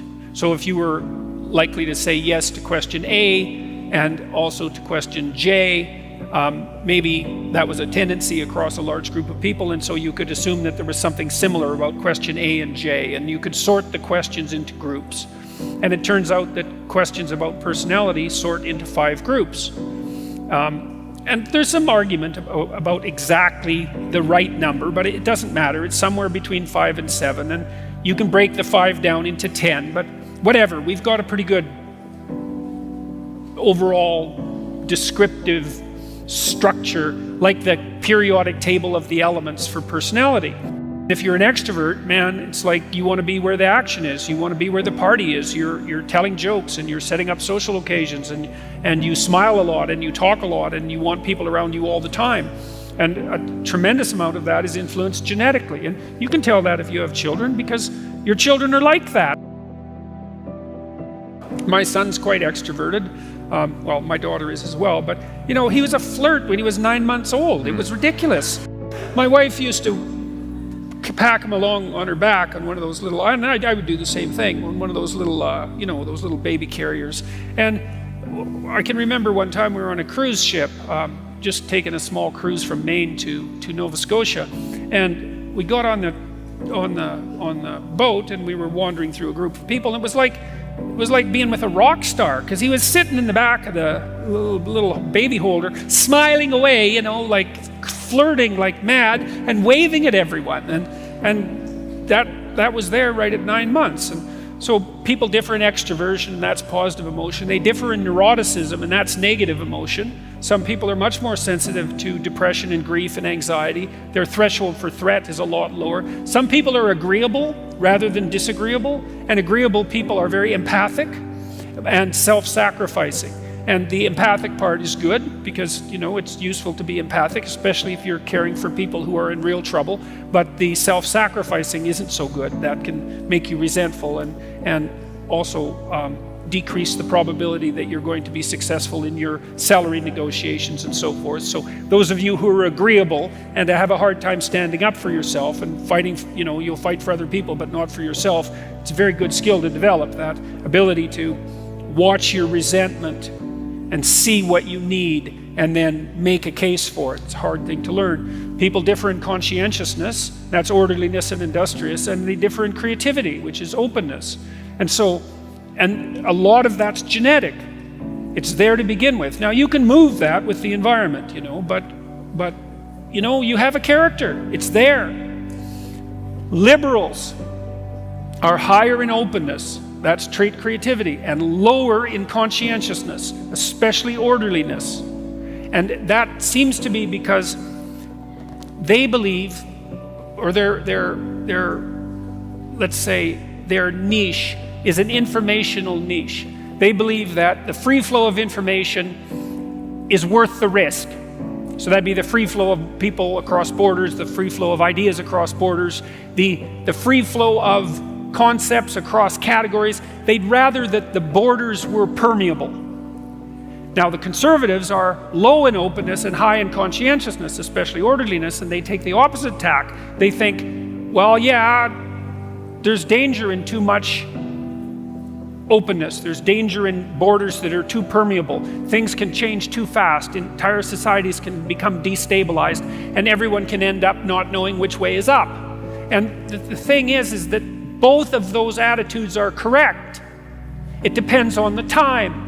You know, sometimes things are changing so fast that everybody's knocked off their feet and things are falling apart.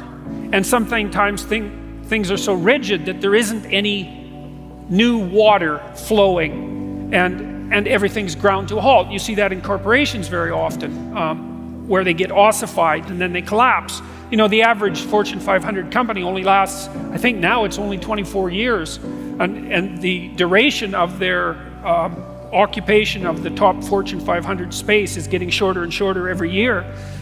You need liberals because now and then the right thing to do is to come up with something new.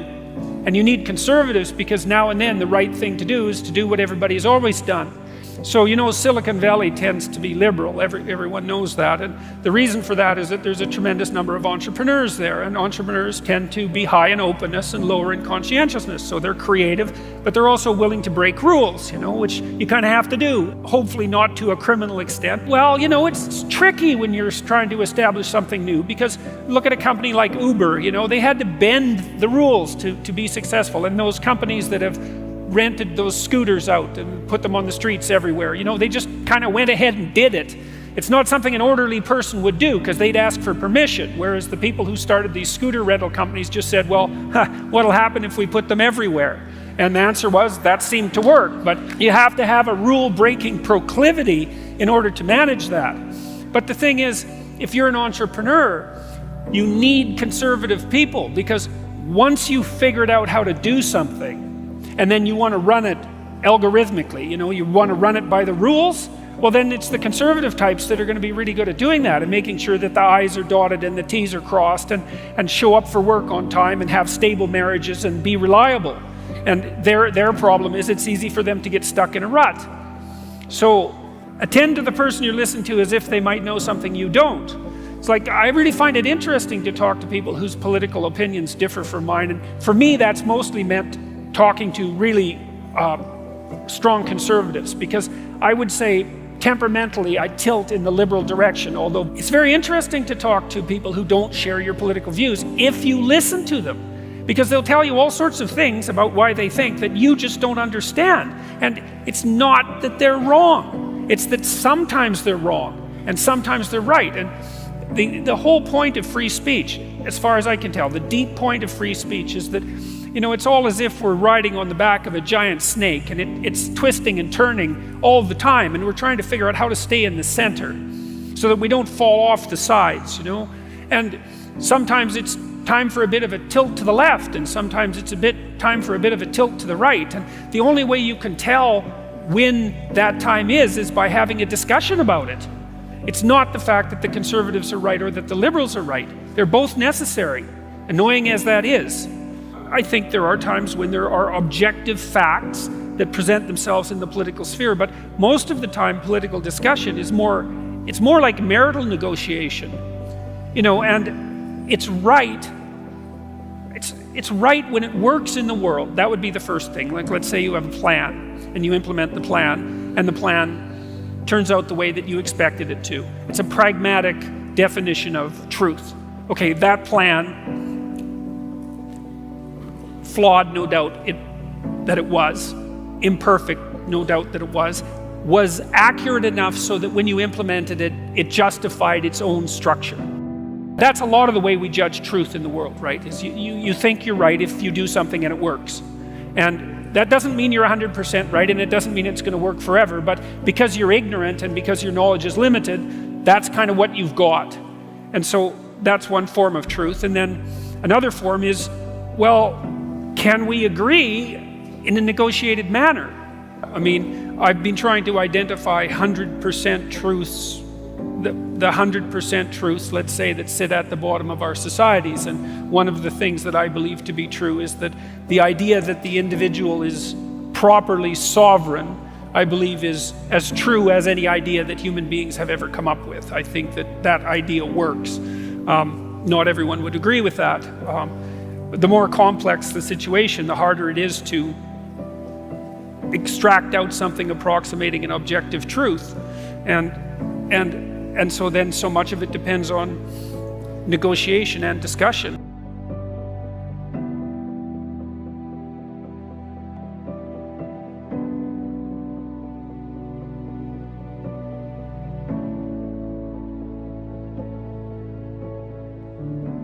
Identity to me is something that's practical. It's like a dramatic role that you play out in the world. And while playing that out, it has to furnish you with a life. It means that it has to be negotiated with other people. And when you're a very young child and you first start to play with who you are, you live in a fantasy world. And so that means identity has to expand beyond its egocentric focus and increasingly be negotiated in the social world. Now imagine that you're lonely and you approach a young woman in a social situation, attempting to make some contact with her. You want to alleviate your loneliness, and so you hope you make a good impression, and you tell a joke, let's say, in a relatively awkward manner, and you get rebuffed. Then you're no longer where you control. You're no longer where you exercise control.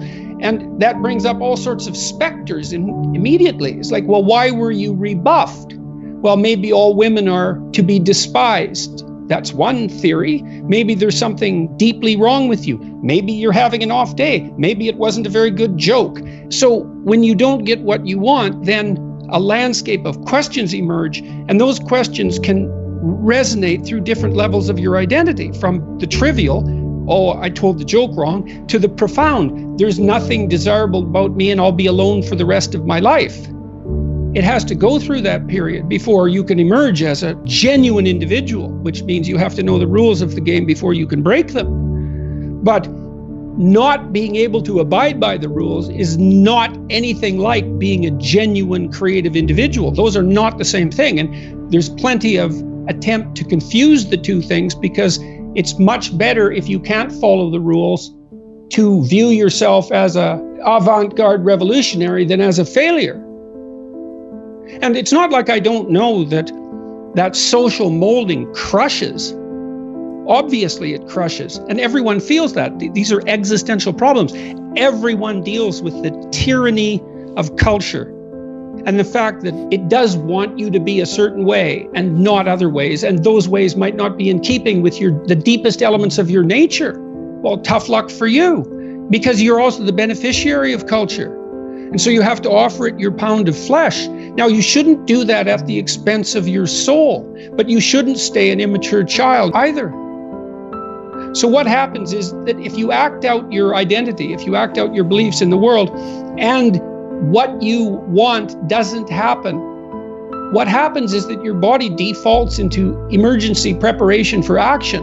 And the reason for that is you've wandered too far away from the campfire, and now you're in the forest, and maybe you're naked. And so what do you do then? And the answer is, well, you don't know what to do. So what do you do when you don't know what to do? And the answer is, you prepare to do everything. And the problem with that is that it's unbelievably draining psychophysiologically. Like, it hurts you. People stay where what they do has the results they want. That's partly why you want to be around people who share your cultural presuppositions. It's very hard on us not to be where we know that what we want is going to happen. We hate that. By and large, we're conservative creatures, even if we're liberal in temperament. We can't tolerate that much uncertainty. And you might ask, well, why? And the answer is, well, because you can be hurt, pain, you can be damaged, you can become intolerably anxious, and you can die. So it's no wonder you're sensitive, or very sensitive, to negative emotion. And so functional identity regulates your emotion, but you do that in concert with other people. if you're acceptable to your peers and you behave well, they'll accept you. And then they tell you all the time if you're acting appropriately. You know, if your jokes are funny, if you're dominating the conversation, if you're bringing something of value to the table. And all you have to do is pay attention to the social cues. We've been social for so long that our social nature is programmed into our biology. And so you'll be punished if you're not useful to other people by your conscience, because you're a social creature. What if you think that's all pointless? Well, that doesn't seem very helpful. Okay, so you need a sustaining meaning. Well, where do you find that? Well, you generally find it in responsibility to yourself and to other people. When I commit to something and make sacrifices, you know, if something's valuable, you'll make sacrifices to attain it. And that discovery of sacrifice, it's one of the primary factors separating human beings from animals. Because we discovered that we could let go of something we value in the present and we would gain something we value even more in the future. We acted that out dramatically in all sorts of strange ways over thousands and thousands of years before it was formalizable psychologically. But it's a massive discovery. I can forego gratification in a particular way and benefit in the future. You make sacrifices to make the future better. Well, what if that doesn't pay off? Well, you know, think about that. You know what that's like. You endeavor to do something and it doesn't work. You're not appreciated for who you are. You fail. Maybe you failed despite your best efforts.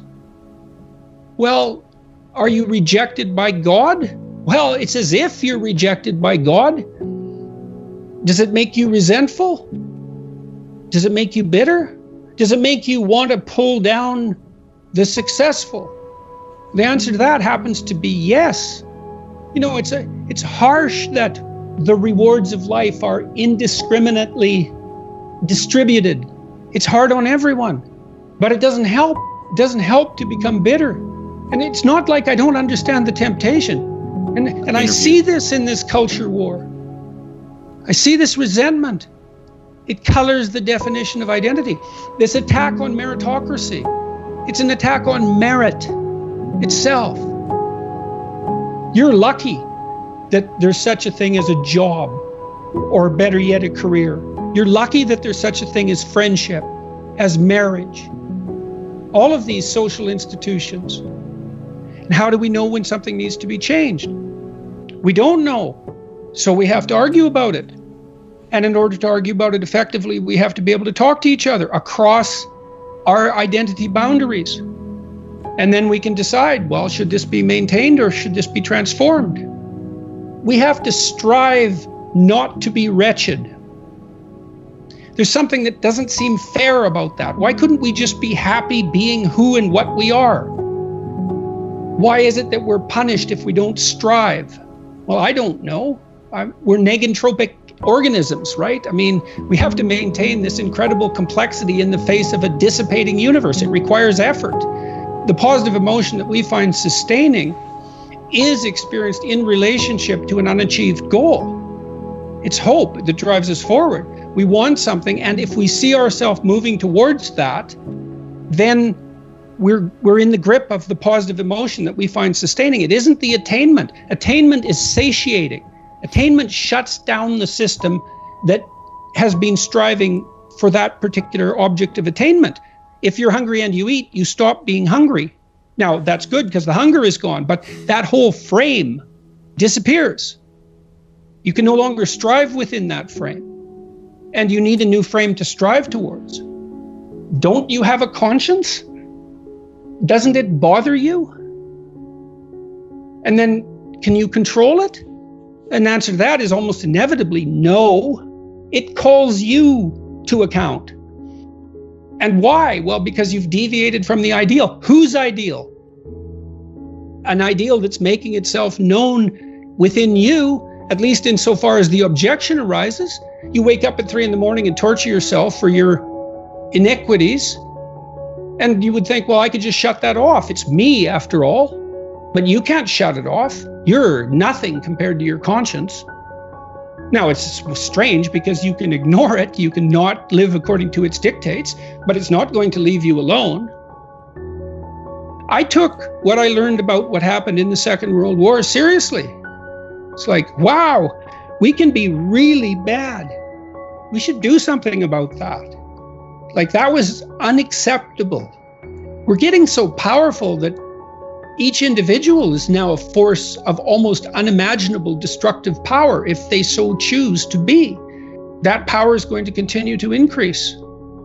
And what that means is that the degree to which each of us has our act together is going to be something upon which the world increasingly depends for its maintenance. It's like discipline yourself in one dimension. See what happens. Well, that's exciting. I don't understand, really. And it's really killing me, I think. I might mean that literally. I don't understand why I'm so controversial. I can't figure that out. It's very distressing to me. I'm ashamed, of what's happened to me. What do you mean? And I'm very hurt. I'm a very destroyed person in many ways. And so I feel unworthy. Unworthy of what? Oh, you name it. I hope people find it useful, I hope it alleviates some unnecessary suffering. That's the goal. I'm very fortunate in that regard. I get letters from people all the time that they open up their hearts. It's really something. But I am somewhat nonplussed, let's say, for all this work. I'm pretty broken. It's not easy to know what to do with, the cheers of a million people. It's overwhelming. It's dangerous. I don't think I've unfairly benefited from it. I'm not a hedonistic person. My lifestyle hasn't changed. I think there's more of me outside of me now than there is inside of me. When I put those first videos up, this was bothering me, this piece of legislation. And I talked to my wife and my son sort of casually. I said, well, I'm going to make these videos, see what happens. And famous last words. The best we have might not always work, but it's still the best we have. And the fact that it might not work doesn't mean we should throw it away. It's still the best we have. Everyone dies, and so we fail in some sense. The fact that a symphony ends doesn't mean that it wasn't worth listening to. There's this idea in the Old Testament that the fear of God is the beginning of wisdom. And it's a pretty harsh idea, but there's something really useful about it, because one of the things you see with people all the time is that maybe they're trying to stumble forward towards their ideal, as poorly defined as it might be, but then they're afraid, right? They're afraid about what they might encounter, and that stops them, because fear does stop people. It freezes you like a prey animal, and so people move ahead, but then they get afraid, and then they stop moving ahead. And that's not so good, because negative emotion is a really powerful motivator. So we're more motivated by negative emotion than positive emotion. Quantitatively speaking, you can measure that. And that's, I think, because we can only be so happy, but we can really be suffering and dead, So we have to pay more attention to the negative. And that's bad, because the negative can stop you. And then in my clinical practice, I often talk to people who are trying to make a difficult life decision, and they're weighing out the costs and the benefits of making the life decision, And one of the things I always talk to them about is, wait a second, that's an incomplete analysis. You have to weigh out the benefits and the costs of doing this. And you have to weigh out the costs and benefits of not doing it. And that's not the same as the zero that you assume that you're starting with, right? Because to not make a decision, it also has a cost. And sometimes the cost of not making a decision is far worse than the cost of making a decision, even if the decision is risky. And so one of the things you can derive from that, and this is very useful, I think, is that this is also, I think, why it's so useful to contemplate your mortality, so to speak, is you're screwed no matter what you do. And that actually frees you, is that you have path A that has catastrophes, and you have path B that has catastrophes, and you don't get to have the no catastrophe path, but you get to pick which one. And that's really something, because if you know that there's terrible risk associated with everything that you do and don't do, then you can afford to take some risks, because you're not, and this is all within the ark metaphor. I'm still making the case that despite the fact that your life is essentially catastrophic, you can make a covenant with the highest ideal, and that will take you through it the best way possible. I'm still making that case. So then you think, okay, well, I'm trying to make this decision. I'm going to go try to do something difficult, and isn't that terrifying? And then you think, yeah, but wait a minute. What's really terrifying is not doing it. And then you think about the cost of not doing it. So in the future authoring program, we have people do this little meditative exercise, which is, okay, just think about your insufficiencies by your own definition, right? The way that you don't do what you know you should do. About the things that you do that you shouldn't do, that you know you shouldn't do beyond a shadow of a doubt, right? There's some things like that. And that's bad habits and poor aim and all of the resentment and hatred and aggression and unresolved conflicts and all those things that are dementing you and warping you, and then think, okay, those things get the upper hand, man. They get the upper hand, and they take you the worst possible place you could go in the next 3 to 5 years. What exactly does that look like? And so you sketch all that out, and you think, hey, I don't want to go there. And so the next time that a temptation comes up, you think, well, it'd be a lot better for me if I didn't succumb to this temptation. It's like, that's kind of weak, eh? You'd look a little better if you didn't eat like a cheesecake a day or something like that. That's something, but it's not the same as I'm going to have diabetes and I'm going to lose my damn leg in 5 years if I don't get my eating under control. That's motivating. And so then the temptation comes along and you think, oh, how about no? Seriously, how about no? Not just because a higher good would be obtained if I avoided it, but because a terrible catastrophe would be averted if I didn't. And so, well, so you want to get your fear behind you, right? You want to get it behind you where it's pushing you forward instead of in front of you where it's stopping you. And you get your fear behind you pushing you forward by actually thinking through the consequences of not putting your life together. And the least of those is that you waste it and suffer, right? Because you're going to suffer anyways, man. So you waste it and suffer. That's a bad deal. Because maybe if you're going to suffer, you could at least do something noble and glorious and upright and powerful and honorable and admirable and helpful and difficult. That's just so much better. And maybe that's good enough so that you think, hey, little suffering, it's basically worth it. At least it's a way forward, At least it's a way forward. Beauty is one pathway towards God. And if you can't find another pathway, then why don't you use beauty? I'm sure most of you do that with music, because music is the one thing that modern people can't be cynical about. Thank God for that. And being fascinated by music because of that. It speaks meaning to people, right? I've mentioned to people that they should clean up their rooms. That's become quite the internet meme. But I'm really serious about it because it's really hard to do that. And I've been cleaning up my room, by the way, for about 4 months now because my life was thrown into such a catastrophe and also we were renovating. And so, but it isn't just that you clean it up, you also make it beautiful. And it's really hard to make something beautiful. And it's really worthwhile. And what's really cool is if you learn to make something beautiful, even one thing, if you can just make one thing in your life beautiful, then you've established a relationship with beauty. And then you can start to expand that relationship with beauty out into the world, like into other elements of your life. And that is so worthwhile. It's just incredibly, crazily worthwhile. And that's an invitation to the divine. You have to be daring to do that. And people are terrified of it. People are terrified of color. They paint their walls beige. They're terrified of art. They buy some mass-produced thing because they don't want anybody laughing at them for their lack of taste. Because what do you know, right? You have to develop it. And so you're going to stumble along and make mistakes to begin with. It's kind of hard on your self-esteem, but you're stumbling towards the kingdom of God. That's what you're stumbling towards when you try to make an aesthetic decision and to put something in your life that's beautiful. And it's unbelievably worthwhile to do that. Man does not live by bread alone. That's exactly right. We live by beauty. We live by literature. We live by art. And literally, not metaphorically. We cannot live without it because life is too dismal and tragic in the absence of the sublime. And ourselves, we have to be sharp so that we can survive properly and orient the world properly and not destroy things, including ourselves.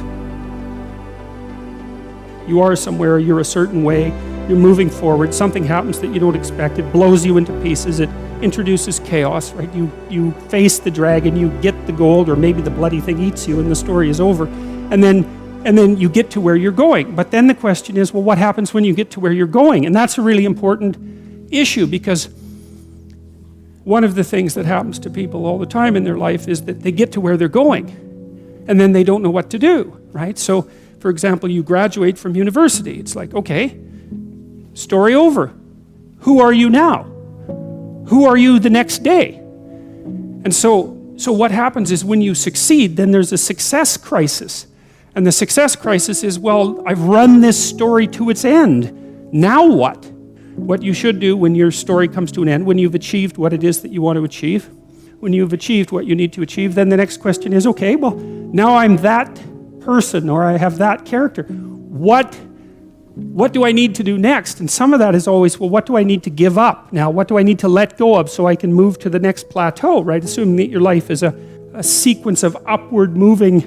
It's like Sisyphus, except you're actually, each time you climb up the mountain, you get a little higher on the mountain. It's something like that. So it's Sisyphus with an optimistic bent. And maybe if you push the rock up the mountain properly and let it roll down, and if you do that right, then it's okay. Every time you roll it back up, it's better in some sense. You know, one of the experiences I've had in my life, fairly commonly, in a variety of different ways, this is especially true when I was paying a lot of attention to my dreams, which I did for about 15 years, I guess, something like that. Now and then I would feel like I'd learned some things and had sort of consolidated them, and then before I went to sleep, I'd think, okay, I'm ready to learn something else. It's like, and I didn't say that without trepidation, and because usually when you learn something, you know, it's not that pleasant, because you usually learn something about why you're wrong. And the deeper the thing that you learn, the more you learn about why you're wrong. And there's a death that's associated with that, because then you have to let that part of you that's wrong die. And that's the sacrifice, right? And so you have to make a sacrifice. You have to be willing to make a sacrifice before you're going to learn something. Perhaps what you'll learn is in proportion to your willingness to make a sacrifice. And I really do believe that. I do believe that as well, because I also think that if you commit to something, that means that you don't do a bunch of other things, right? So that's the sacrifice of all those other things. You commit to it and you set your sights on it. If you really commit to it and you get the sacrifice right, so to speak, then the probability that that thing will be successful vastly increases. And I think that that's also not a naive way of thinking or a foolish way of thinking.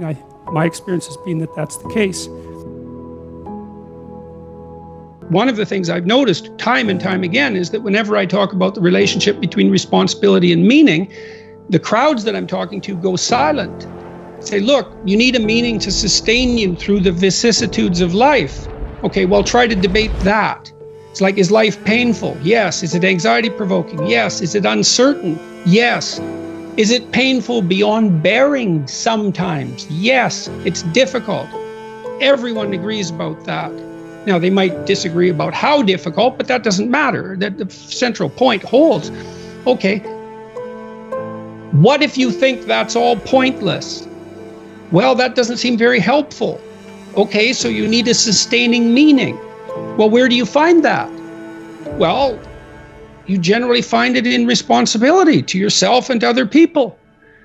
And people ask themselves those questions when I'm talking, because I ask them to ask themselves those questions, and that's the answer. Well, what's meaningful? Well, I have a meaningful relationship with my father. I have a meaningful relationship with my wife. I have a meaningful relationship with my pet, you know, because I take care of that pet. When I commit to something and make sacrifices, that sacrifice is something I also talk about a lot in both of the last two books. You know, if something's valuable, you'll make sacrifices to attain it. And that discovery of sacrifice, I think that's what separates it's one of the primary factors separating human beings from animals. Because we discovered that we could let go of something we value in the present, and we would gain something we value even more in the future. We acted that out dramatically in all sorts of strange ways over thousands and thousands of years before it was formalizable psychologically. But it's a massive discovery. I can forego gratification in a particular way. and benefit in the future. So I can share the proceeds of my hunt. And I store up future food in the form of reputation and the favors I'm owed now by other people. It's a massive discovery. It took me a long time to understand that belief regulated emotion. So what happens is that if you act out your identity, if you act out your beliefs in the world, and what you want doesn't happen, what happens is that your body defaults into emergency preparation for action. And the reason for that is you've wandered too far away from the campfire, and now you're in the forest, and maybe you're naked. And so what do you do then? And the answer is, well, you don't know what to do. So what do you do when you don't know what to do? And the answer is you prepare to do everything. And the problem with that is that it's unbelievably draining psychophysiologically. Like, it hurts you. And there's an immense physiological literature detailing the cost of exactly that kind of response. People stay where what they do has the results they want. That's partly why you want to be around people who share your cultural presuppositions, is because you know that, for example, even in small ways, let's say you're a country music aficionado and you're hanging around with your cowboy hatted buddies and you throw on a tape and everyone says, great tunes, man. And you know, you're happy about that. But you know, you throw on a piece by Tchaikovsky and you're in a different subculture, and who the hell are you? And the people in your group will say, man, who listens to music like that? And like, that's a trivial example in some sense, but I believe it's one that everyone can resonate to. It's very hard on us not to be where we know that what we want is going to happen. We hate that. We hate that, and no wonder. So, and then, you know, there are varying degrees of that, obviously. You can really be where you don't know what's going to happen, or you can only be there to some degree. But by and large, we're conservative creatures, even if we're liberal in temperament. We can't tolerate that much uncertainty. And you might ask, well, why? And the answer is, well, because you can be hurt. Pain, you can be damaged, you can become intolerably anxious, and you can die. So it's no wonder you're sensitive. We're very sensitive to negative emotion. And so our identities, functional identity regulates your emotion, but you do that in concert with other people. In the first chapter of the new book, Beyond Order, the rule is don't casually denigrate social institutions or creative achievement. That's that balance again. I make the case that most of your sanity is socially distributed. And what I mean by that is, well, let's say that you know how to behave. You're well socialized. You can play with others. Now, I said already in this conversation, if you didn't learn to play with others between the time you were 2 and 4, you will never learn. And psychologists have beat their heads against the wall trying to rehabilitate antisocial children. They can't do it after the age of 4. Well, it seems to be partly because the kids fall farther and farther behind. So let's say you make the leap from egocentric dependence on your mother at 2 and 3 to immersion in a peer group. Well, then you pick peers that are at your same developmental level, and you chase each other up the developmental ladder. And the longer you're out of that, the farther you fall behind. And so, you know, 5-year-old kids might come across another 5-year-old kid who tends to cry too much if they don't get their way. And they'll say, we don't want to play with the baby. And what they're saying is, we have to find someone who's at our developmental level, shares our developmental horizon, so that we can mutually scaffold our further development. Now, they're not going to say that, obviously, but that's the situation. And kids test each other out when they first meet. So do adults. Game. Can you play? Are you playing at the same level as me? I'm playing my game at the level that will further my development. Can you play along with me? If not, well, maybe you're lower in status and I can pull you up as a mentor. Maybe you're higher in status and I can learn from you. But if you're a peer, we can play together. Anyways, if you're acceptable to your peers and you behave well, they'll accept you. And then they tell you all the time if you're acting appropriately. You know, if your jokes are funny, if you're dominating the conversation, if you're bringing something of value to the table. And all you have to do is pay attention to the social cues, and you'll keep yourself regulated.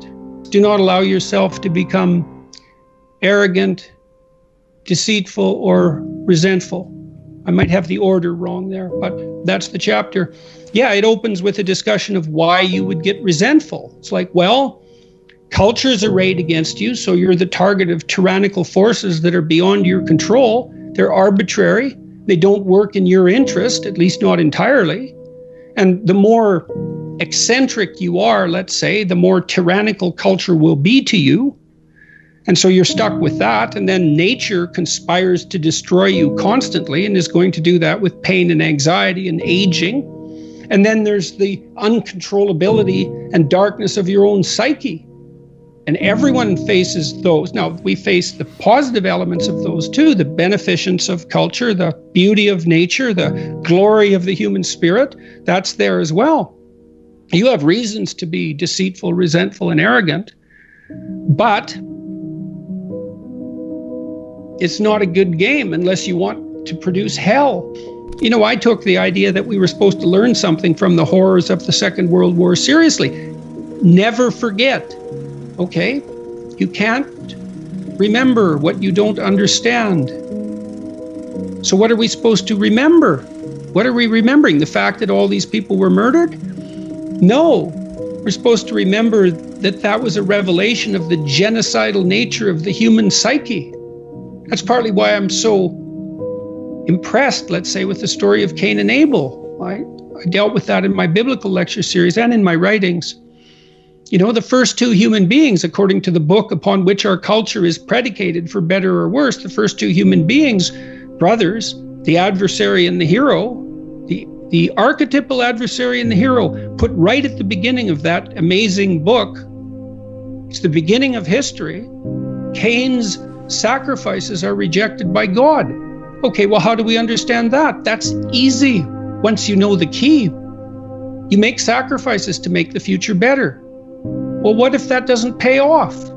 Well, you know, think about that. You know what that's like. You endeavor to do something, and it doesn't work. You're not appreciated for who you are. You fail. Maybe you failed despite your best efforts. Well, are you rejected by God? Well, it's as if you're rejected by God. Does it make you resentful? Does it make you bitter? Does it make you want to pull down the successful? Does it make you want to pull down the successful out of spite? Does it make you want to pull down the successful out of cosmic spite? The answer to that happens to be yes. You shake your fist at God. You say, I'm going to harm those whom you blessed. And no wonder. It's no wonder. You know, it's harsh that the rewards of life are indiscriminately distributed. It's hard on everyone. But it doesn't help. It doesn't help to become bitter. And it's not like I don't understand the temptation. I mean, I think part of the reason I get away with being so bloody preachy is because I'm talking to myself. You know, it's not like I don't put myself in the boat of the damned and lost. We have to strive not to be wretched. There's something that doesn't seem fair about that. Why couldn't we just be happy being who and what we are? Why is it that we're punished if we don't strive? Well, I don't know. We're negentropic organisms, right? I mean, we have to maintain this incredible complexity in the face of a dissipating universe. It requires effort. It's the second law of thermodynamics, I believe. That's why we have to strive. Well, why is the world constituted that way? I guess it's an infantile paradisal wish in some regard. Couldn't we just be rewarded for who we are? I can understand that. But I don't think that it works. I don't think that's how things I don't think things function like that. And I don't think probably in the final analysis we really want them to. I don't know if anyone enjoys undeserved reward. You know, it feels kind of creepy, doesn't it, to be rewarded for something you didn't do? The positive emotion that we find sustaining is experienced in relationship to an unachieved goal. It's hope that drives us forward. We want something, and if we see ourselves moving towards that, then we're in the grip of the positive emotion that we find sustaining. It isn't the attainment. Attainment is satiating. Attainment shuts down the system that has been striving for that particular object of attainment. If you're hungry and you eat, you stop being hungry. Now, that's good because the hunger is gone, but that whole frame disappears. You can no longer strive within that frame, and you need a new frame to strive towards. And so technically, and this is well established as far as I'm concerned, we even know the drugs that people abuse, cocaine, let's say amphetamines, the ones that are potent sources of positive emotion, activate the system that regulates our emotional response to evidence that we're moving towards a desired goal. So cocaine, for example, is an exhilarating drug. It makes you feel that things are worthwhile because it hijacks the system that does indicate that things are worthwhile. So this is deeply, this striving aspect is deeply rooted in our biology, for obvious reasons. Pick something, aim at it. As you move toward it, you'll get wiser. Then maybe your aim will change. That's okay, but at least it'll change in an informed way. It's like discipline yourself in one dimension. See what happens. The best we have might not always work, but it's still the best we have. And the fact that it might not work doesn't mean we should throw it away.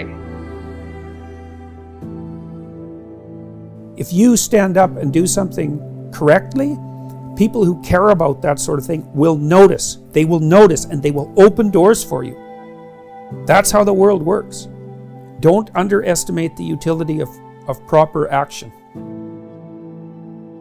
The goal for young people is to turn themselves into someone, for each person to turn themselves into a person who stands up straight and who pays attention and who can think and who can speak and who can act in relationship to the highest good they can conceive of. And that, I believe that that's a way of being that's noble enough so that if it's enacted, it also takes the sting out of the tragedy of life.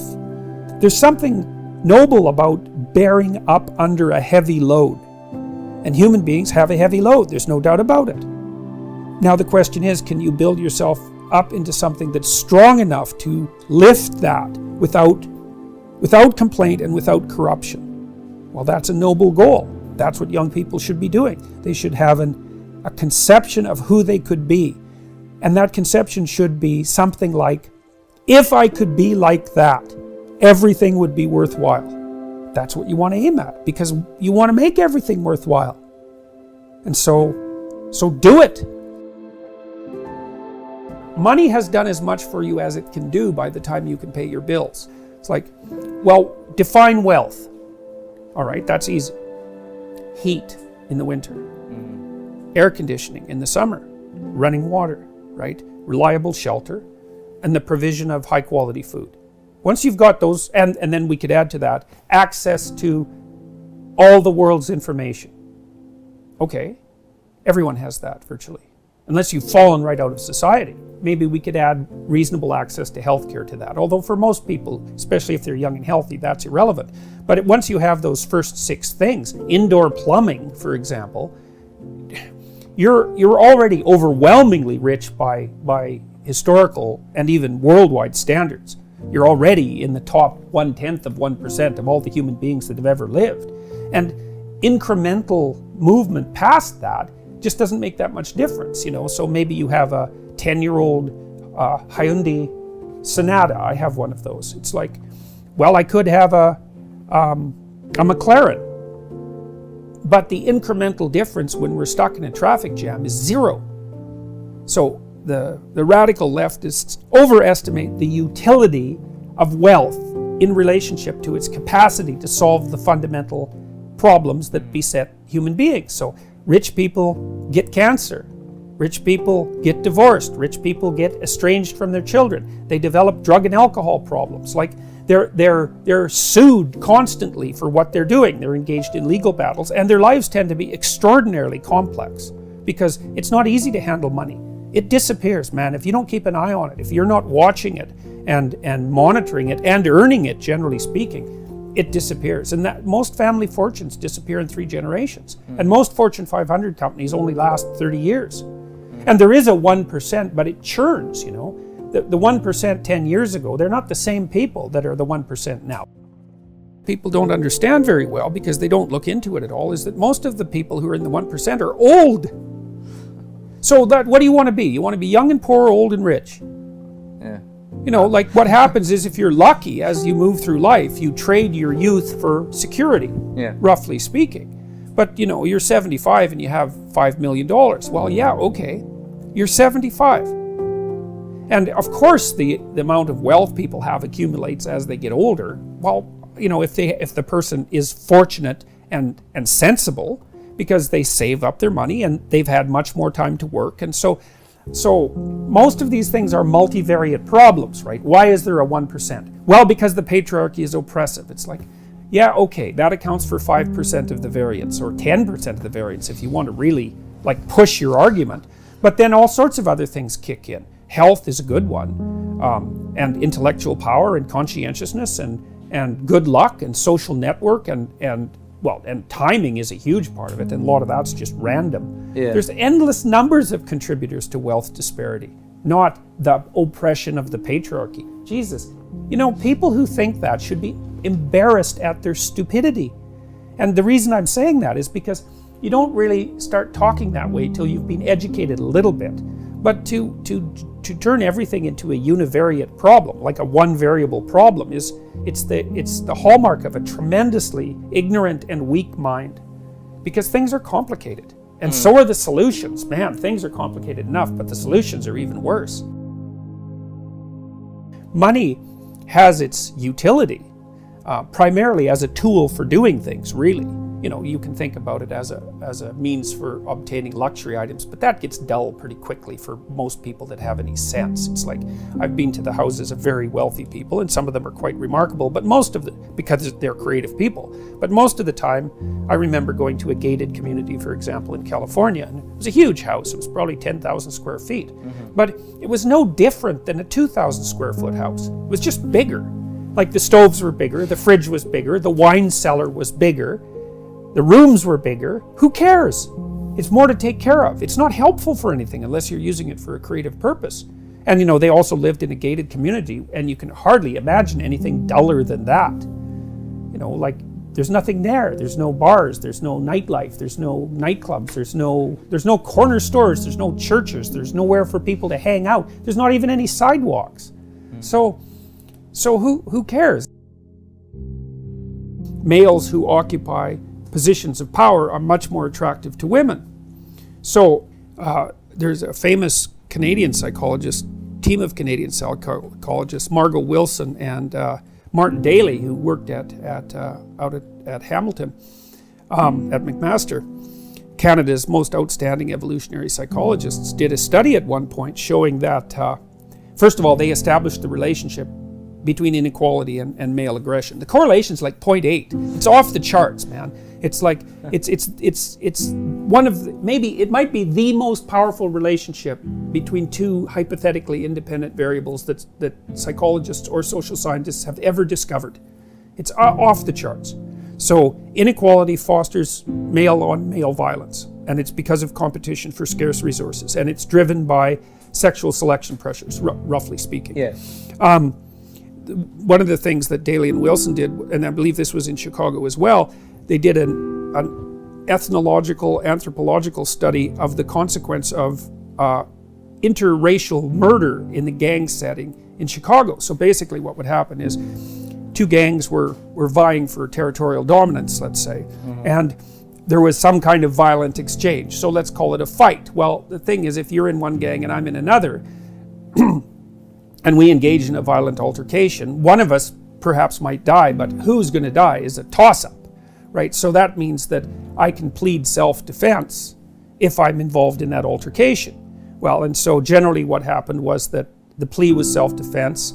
The charge was plea bargained down to involuntary manslaughter or to manslaughter. The person was thrown in jail or sentenced for perhaps 3 years and served something like 18 months. And then when they re-entered the fray, when they were back out on the streets, their credibility had increased substantially, and so had their probability of success. So the left's concern with inequality is a justifiable concern. The problem is we don't know what to do with it. We don't know what to do about it. It's very difficult to shovel money and other resources, because it isn't only money that this sort of process applies to. It's very difficult to shovel resources from the pile at the top down to the many at the bottom who are hovering around zero. Yeah. So it's something that has to be taken into account, because, well, first, it's not good for everybody to be stacking up at zero, and second, it destabilizes the society itself. So, but that doesn't mean we know what to do about it. That's the critical thing. It also doesn't mean that the reason that the people at the top have most of the resources, regardless of what those resources are, it doesn't mean that the reason they have them is because they're exploiting the people at the bottom. Now, there is an element of exploitation in any complex productive system, always, because they don't operate completely fairly, right? So yeah, suffering is built into the fabric of human existence. And so you are vulnerable and you will die. And you can, that's harsh, that's tragic, I would say.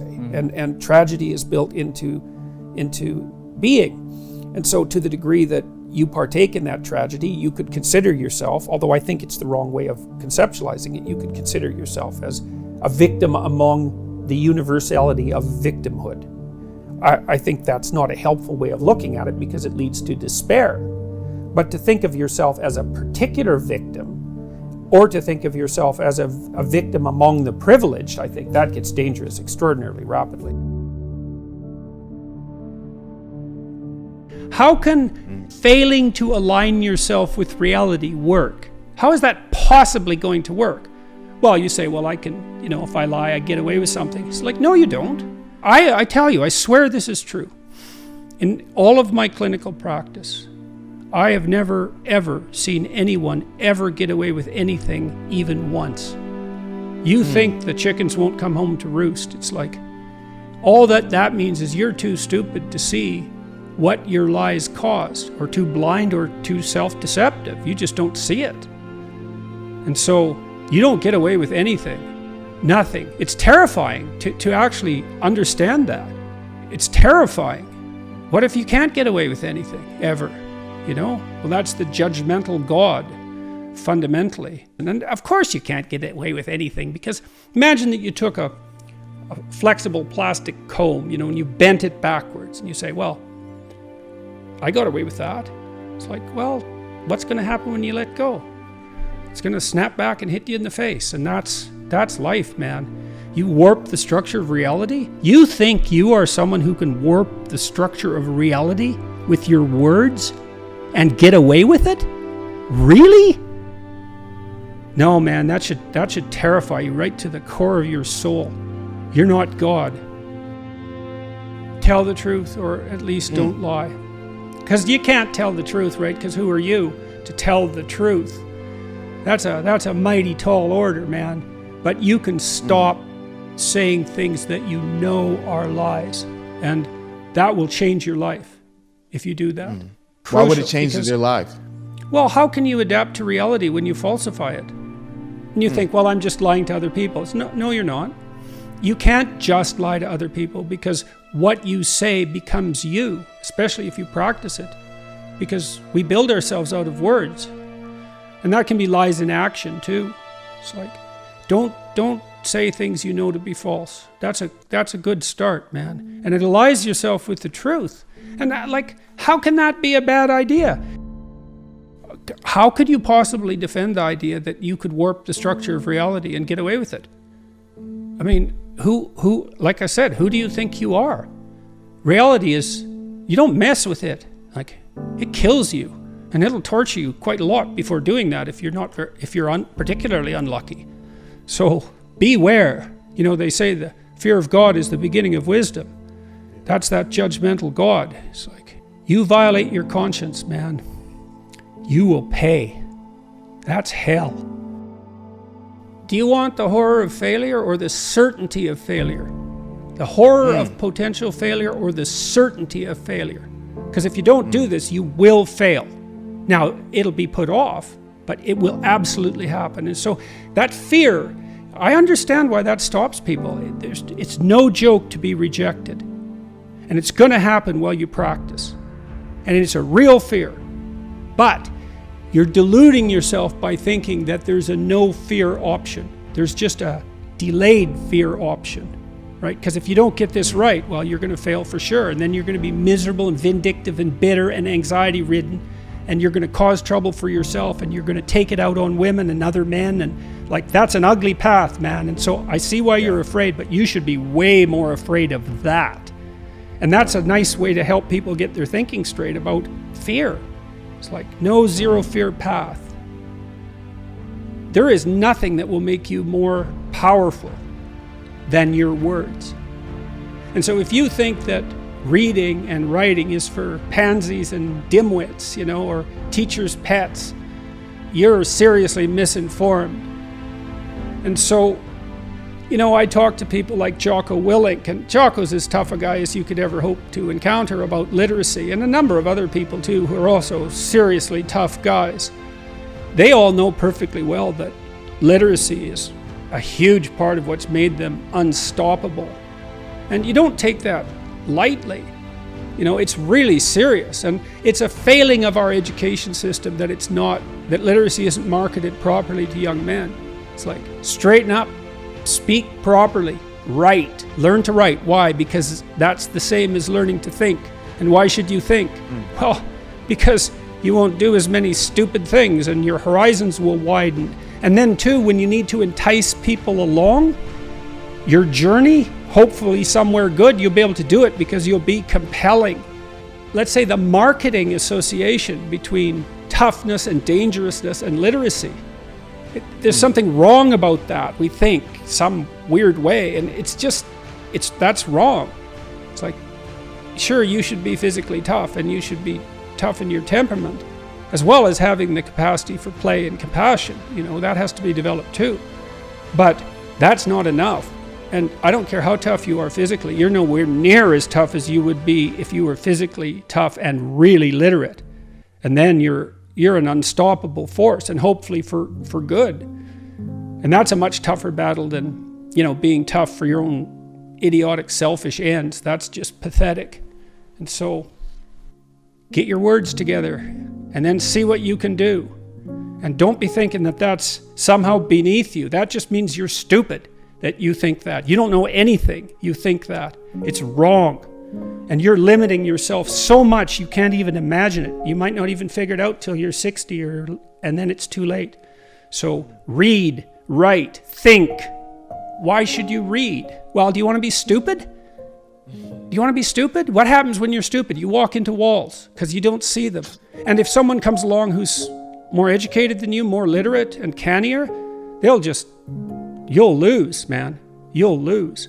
And you'll lose too because you can't think properly. So you won't aim at the right things, and you won't be informed by the great individuals of the past. And you need that. We're historical creatures. This isn't optional. It helps you become who you could be. It helps you move out into the world and have your great adventure. And to bring people along. God only knows what you can do if you've got your words lined up properly. And young men would listen to that if someone who knew what they were talking about was telling them that. There's no safe path. There's noble path. There's an honorable path. There's no safe path. And possibly you wouldn't want that anyways because, well, who are you exactly, Look at you, warrior stock. Every single one of your ancestors has stayed alive for 3.5 billion years. It's like, good work, man. That's a lot. And so, what makes you so sure you're built for safety? What makes you so sure that that's what we should strive for? And then if you want adventure, I'll tell you what an adventure is. You tell the truth as nearly as you can, and you'll have the adventure of your life. That's for sure. And that isn't trying to fit in because you're naive or, you know, because you're too afraid to lie. That doesn't make you telling the truth. If you're too afraid to lie, that's, you know, in a cowardly sort of way. There's a wise way of being too afraid to lie. It's lies that turn competence into tyranny. So don't lie unless you want to be an incompetent tyrant.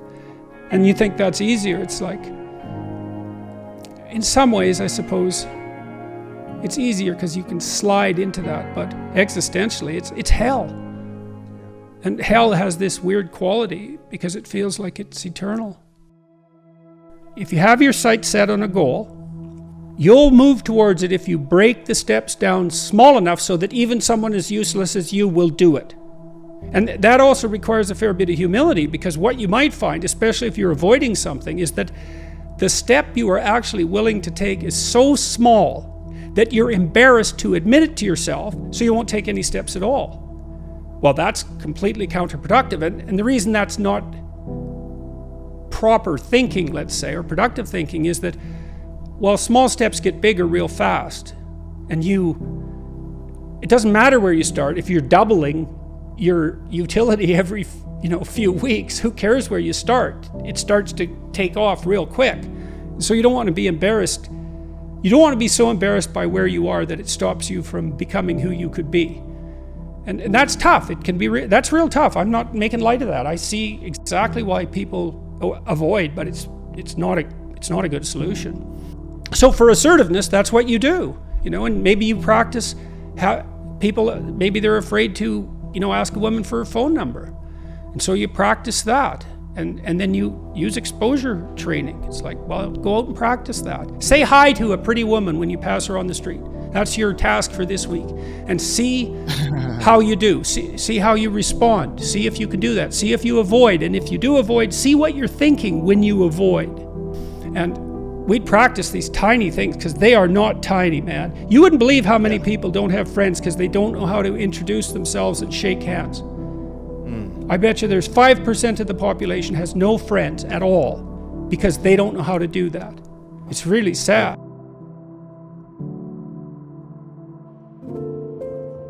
There's an unrecognized danger of our technology. I don't suppose it's entirely unrecognized, but the miracle of memory is not that we remember. The miracle of memory is that we forget. Amen. And that we only remember what is necessary. And because we can forget, we don't drag the past along with us, right? So we can get free of the past. Like, all you need is 3 sleepless nights to understand what kind of hell life would be if you couldn't dispense with the past. Because each night when you sleep, you dispense with that day. And that renews you. And so that story of descent into the depths and redemption, I mean, that's part of our natural biological rhythm. That's the descent into unconsciousness at night, into deep sleep, and then our reawakening in the morning. And that's associated with solar mythology, with the setting of the sun and the rising of the sun. All that's tangled together, but that definitely does renew us, and it enables us to start afresh in the morning. The problem with technology, is that it's becoming increasingly difficult to shed our past. And without that, you can't redeem yourself. And that is a mistake. It is a problem because everyone makes mistakes, and everyone makes mistakes all the time. And you might ask yourself, well, why isn't it appropriate for you to be crushed by the weight of your own stupidity? Given that it's immense and that you make all sorts of mistakes. Yeah, right. Well, no one can live under those conditions. We need to be able to let go and to forget and to forgive. Forgetting and remembering are very, very sophisticated cognitive processes. So normally what we do with an experience is we reduce it to its significance. Then we remember the significance and we let go of the details. When you write fiction, you don't write down every single thing a character does or thinks. That would bore your reader to death. You write down what's significant and important about what they're experiencing and about what they do. And if you get that right, then the story's interesting. We do the same thing with our own lives. Like, we boil our lives down to the gist of the story, and then we remember that. And then we're not crushed by the weight of the detailed recollection. And that's actually a consequence of very sophisticated psychological processing, that ability to reduce and forget. So one of the things you do in therapy, for example, so if you have a memory, for example, that's more than 18 months old, for technical reasons I won't go into, and it still produces a negative emotion when it comes to mind, whether voluntarily or involuntarily, then that memory has information in it that has not yet been unpacked. So imagine the purpose of your memory is to extract wisdom from the past that you can apply to the future, so that you don't do the same stupid thing over and over, or so that you repeat things that worked well. That's the purpose of memory, not recollection as such. It's the extraction of wisdom, the lesson. Well, if you have a memory that's more than 18 months old and it's still hurting you, making you anxious, disappointed, ashamed, guilty, any of that, it means that you have not undertaken the complex process of analyzing that memory, pulling out from it the moral and dispensing with the details. So that's why you say in the book, you have a bad memory, it won't leave you alone. Write it out. Write it in detail. Write it out. Yep, write it out. Write it out. Everything you can remember about it. Star Wars. There is Darth Vader all dressed in black. You know he's a bad guy the minute he walks in. Then you have the reluctant hero, Skywalker. Then you kind of have everybody else, that are on the side of the Empire. Are they doing it out of fear, or do they actually believe it? You know, you're either on this side or that side, and you can't move, and nobody moves. Nobody wants to recognize, they're on the wrong side. Nobody's making a case. They're just killing each other. There is a growth of the reluctant hero in all stories. There is this arc of that hero, and they something happens and they change and they become heroic, but they're not heroes. And so many people don't think that they have what it takes. They're not the hero. And the people who are standing around are looking and just following the crowd. How do you get, or what's happening to us, to where so many people are seeing what's going on? How do you get people to recognize and then have the courage to stand? You've taken a beating. Nobody wants to do that. Why is that worth it, and how do you get there? Well, I think it's worth it because I believe the alternative is worse. I mean, that's why I think it's worth it. It's a decision that you make to stay silent when you have something to say. You don't know what it is within you that requires your voice, right? Because you feel, I have something to say. It's like, well, where does that come from exactly, that feeling that you have something to say? You're disgruntled at work and you're choking on your own bile because the situation is not just in your estimation. You're dying to say something, but you won't. Well, you'll die if you don't say it. Maybe it's a death of 1,000 cuts. I don't like deferred punishment. I'd rather take it now and keep the future clean, which is why I encourage people to have the fights now. Not to hide things in the fog for later, because they grow and metastasize. It's better to confront what you need to confront when it's small and when you have some possibility of victory. The instinct for meaning is a genuine instinct, and it underlies even our attention. It's unbelievably deep. It's the deepest thing about us. What if that meaning instinct goes wrong? It's like, yeah, what if? What if? Okay, how do you make it go wrong? Lie and see what happens. Because you'll pathologize that instinct and then you're lost. So if you understand that, there isn't anything more frightening than understanding that. Because your stability as an entity, as a soul, is dependent on your relationship with that instinct for meaning. And if you pathologize that with deceit, you will find yourself in the hands of things that you do not want to be in the hands of. Put it that way. If you tell the truth to the best of your ability, then you can trust your instincts to some degree, to the greatest degree that you're capable of, and then that can help orient you in the world properly. You can rely on your instincts if you don't pathologize the information that you're feeding yourself. So, if you want to live in harmony with yourself, which you would assume to be somewhat desirable rather than right. A hellish disharmony, then don't feed yourself what's indigestible, and certainly don't warp the world around you with deceit you know to be deceitful. It's extraordinarily damaging and dangerous.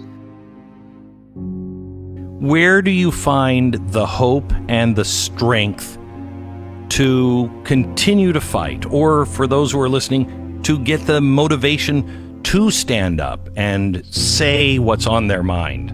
People have to have a dialogue with their own conscience. Imagine that you get upset with something when you recognize an obstacle in your path, and then imagine that you need a path and that you've chosen reasonably wisely, let's say, not perfectly, but reasonably wisely. An obstacle arises, you're frustrated, disappointed, ashamed, afraid.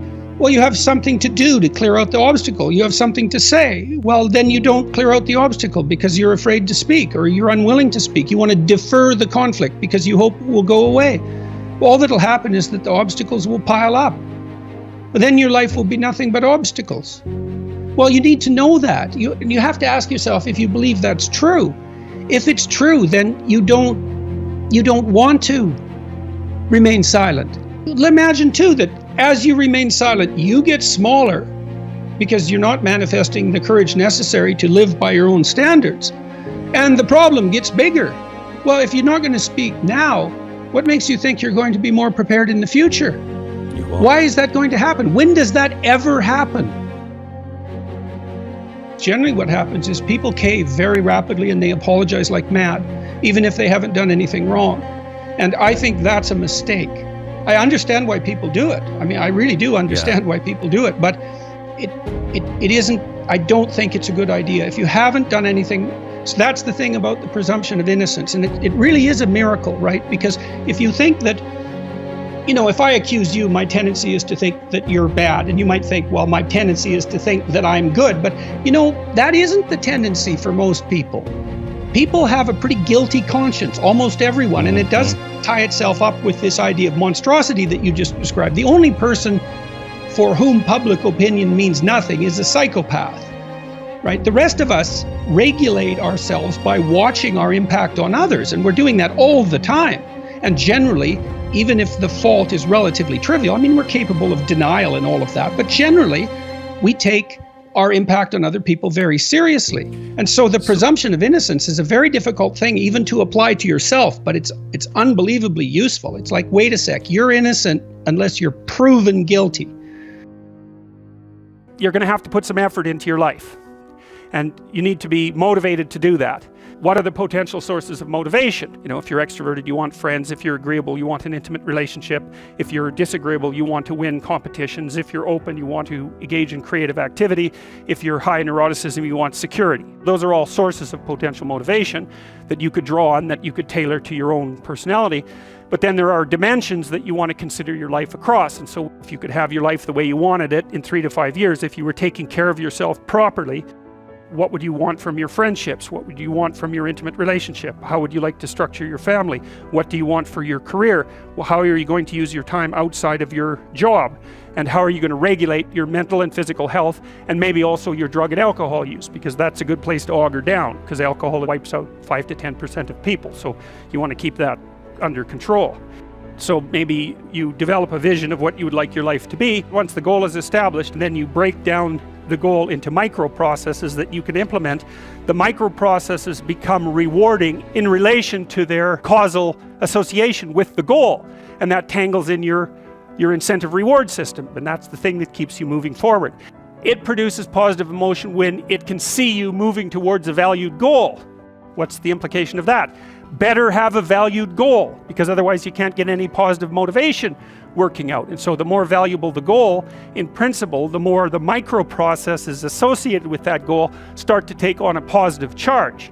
And so what that means is, well, you get up in the morning and you're excited about the day, you're ready to go. And so as far as I can tell, what you do is you specify your long-term ideal. Maybe you also specify a place you want to stay the hell away from, so that you're terrified to fail as well as excited about succeeding, because that's also useful. You want to specify goals that make you say, oh, if that could happen as a consequence of my efforts, it would clearly be worthwhile. Because the question always is, why do something? Because doing nothing is easy. You just sit there and you don't do anything. That's real easy. The question is, why would you ever do anything? And the answer to that has to be because you've determined by some means that it's worthwhile. And then the next question might be, well, where should you look for worthwhile things? And one would be, well, you could consult your own temperament. And the other would be, well, you kind of look at what it is that's valuable across the lifespan. You need a family, you need friends. Like, you don't need to have all these things, but you better have most of them. Family, friends, career, educational goals, plans for, time outside of work, attention to your mental and physical health, etc. That's what life is about. And if you don't have any of those things, well, then all you've got left is misery and suffering. So that's a bad deal. But once you set up that goal structure, and that's really who it is that you're trying to be, and you aim at that, and then you use everything you learn as a means of building that person that you want to be. And I really mean want to be. I don't mean should be, even those things are going to overlap. And specify your damn goals, because how are you going to hit something if you don't know what it is? That isn't going to happen. And often people won't specify their goals too, because they don't like to specify conditions for failure. So if you keep yourself all vague and foggy, which is real easy, because that's just a matter of not doing as well, then you don't know when you fail. And people might say, well, I really don't want to know when I fail because that's painful. So I'll keep myself blind about when I fail. That's fine, except you'll fail all the time then. You just won't know it until you've failed so badly that you're done.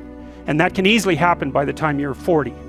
I would recommend that you don't let that happen. So that's willful blindness, right? You could have known, but you chose not to. Okay, so once you get your goal structure set up, you think, okay, if I could have this life, looks like that might be worth living, despite the fact that it's going to be anxiety provoking and threatening, and there's going to be some suffering and loss involved and all of that. Obviously, the goal is to have a vision for your life such that, all things considered, that justifies your effort. Then you turn down to the micro routines. It's like, okay, well, this is what I'm aiming for. How does that instantiate itself day to day, week to week, month to month? And that's where something like a schedule can be unbelievably useful. Google Calendar. It's like, make a damn schedule and stick to it. Okay, so what's the rule with the schedule? It's not a bloody prison. Well, what kind of schedule are you setting up? I have to do this, then I have to do this, then I have to do this. And then I just go play video games, because who wants to do all these things that I have to do? It's like, wrong. Set the damn schedule up so that you have the day you want. That's the trick. It's like, okay, I've got tomorrow. If I was going to set it up so it was the best possible day I could have, practically speaking, what would it look like? Well, then you schedule that. And obviously there's a bit of responsibility that's going to go along with that, because if you have any sense, one of the things that you're going to insist upon is that at the end of the day, you're not in worse shape than you were at the beginning of the day. If you have a bunch of those in a row, sorry, that's just not a good strategy.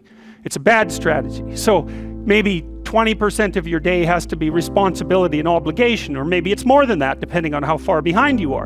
But even that, you can ask yourself, okay, well, I've got these responsibilities. I have to schedule the damn things in. What's the right ratio of responsibility to reward? And you can ask yourself that, just like you'd negotiate with someone who is working for you. It's like, okay, you got to work tomorrow. And you might say, okay, well, what are you going to do for me that makes it likely that I'll work for you?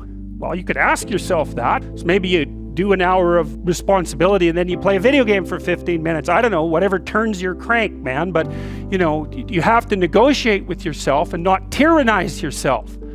Like you're negotiating with someone that you care for, that you would like to be productive and have a good life. And that's how you make the schedule. And then you look at the day and you think, well, if I had that day, that'd be good. You'll probably only hit it with about 70% accuracy, but that beats the hell out of 0.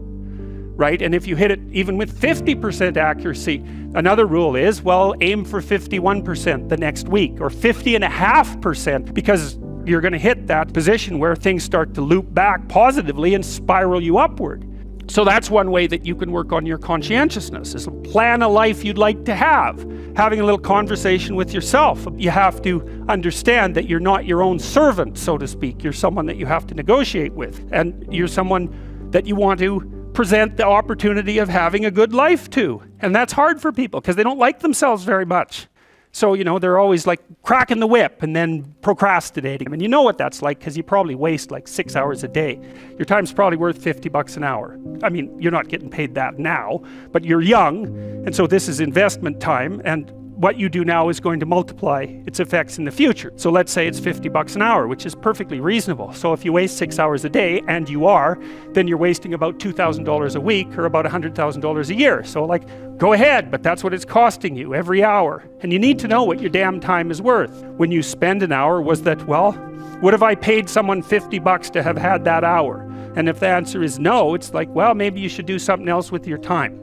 And it depends on whether or not you think that your time's worthwhile. But the funny thing about not assuming that is, if you assume your time isn't worthwhile, what happens is you don't just sit around sort of randomly in a state of responsibilityless bliss. What you do is you suffer existentially. As far as I can tell, that's how you can improve your conscientiousness. Outline a goal that you actually would like to hit. And even better, here's something else you can think about when you're negotiating in your life. You want to negotiate with your boss for a new salary, you might think, okay, I've got this damn job. How much would I have to be paid so I'd be so bloody excited to go to work I could hardly stand it? Well, you could at least know what that number is, and then you could go there and say, well, look, you like to have me around.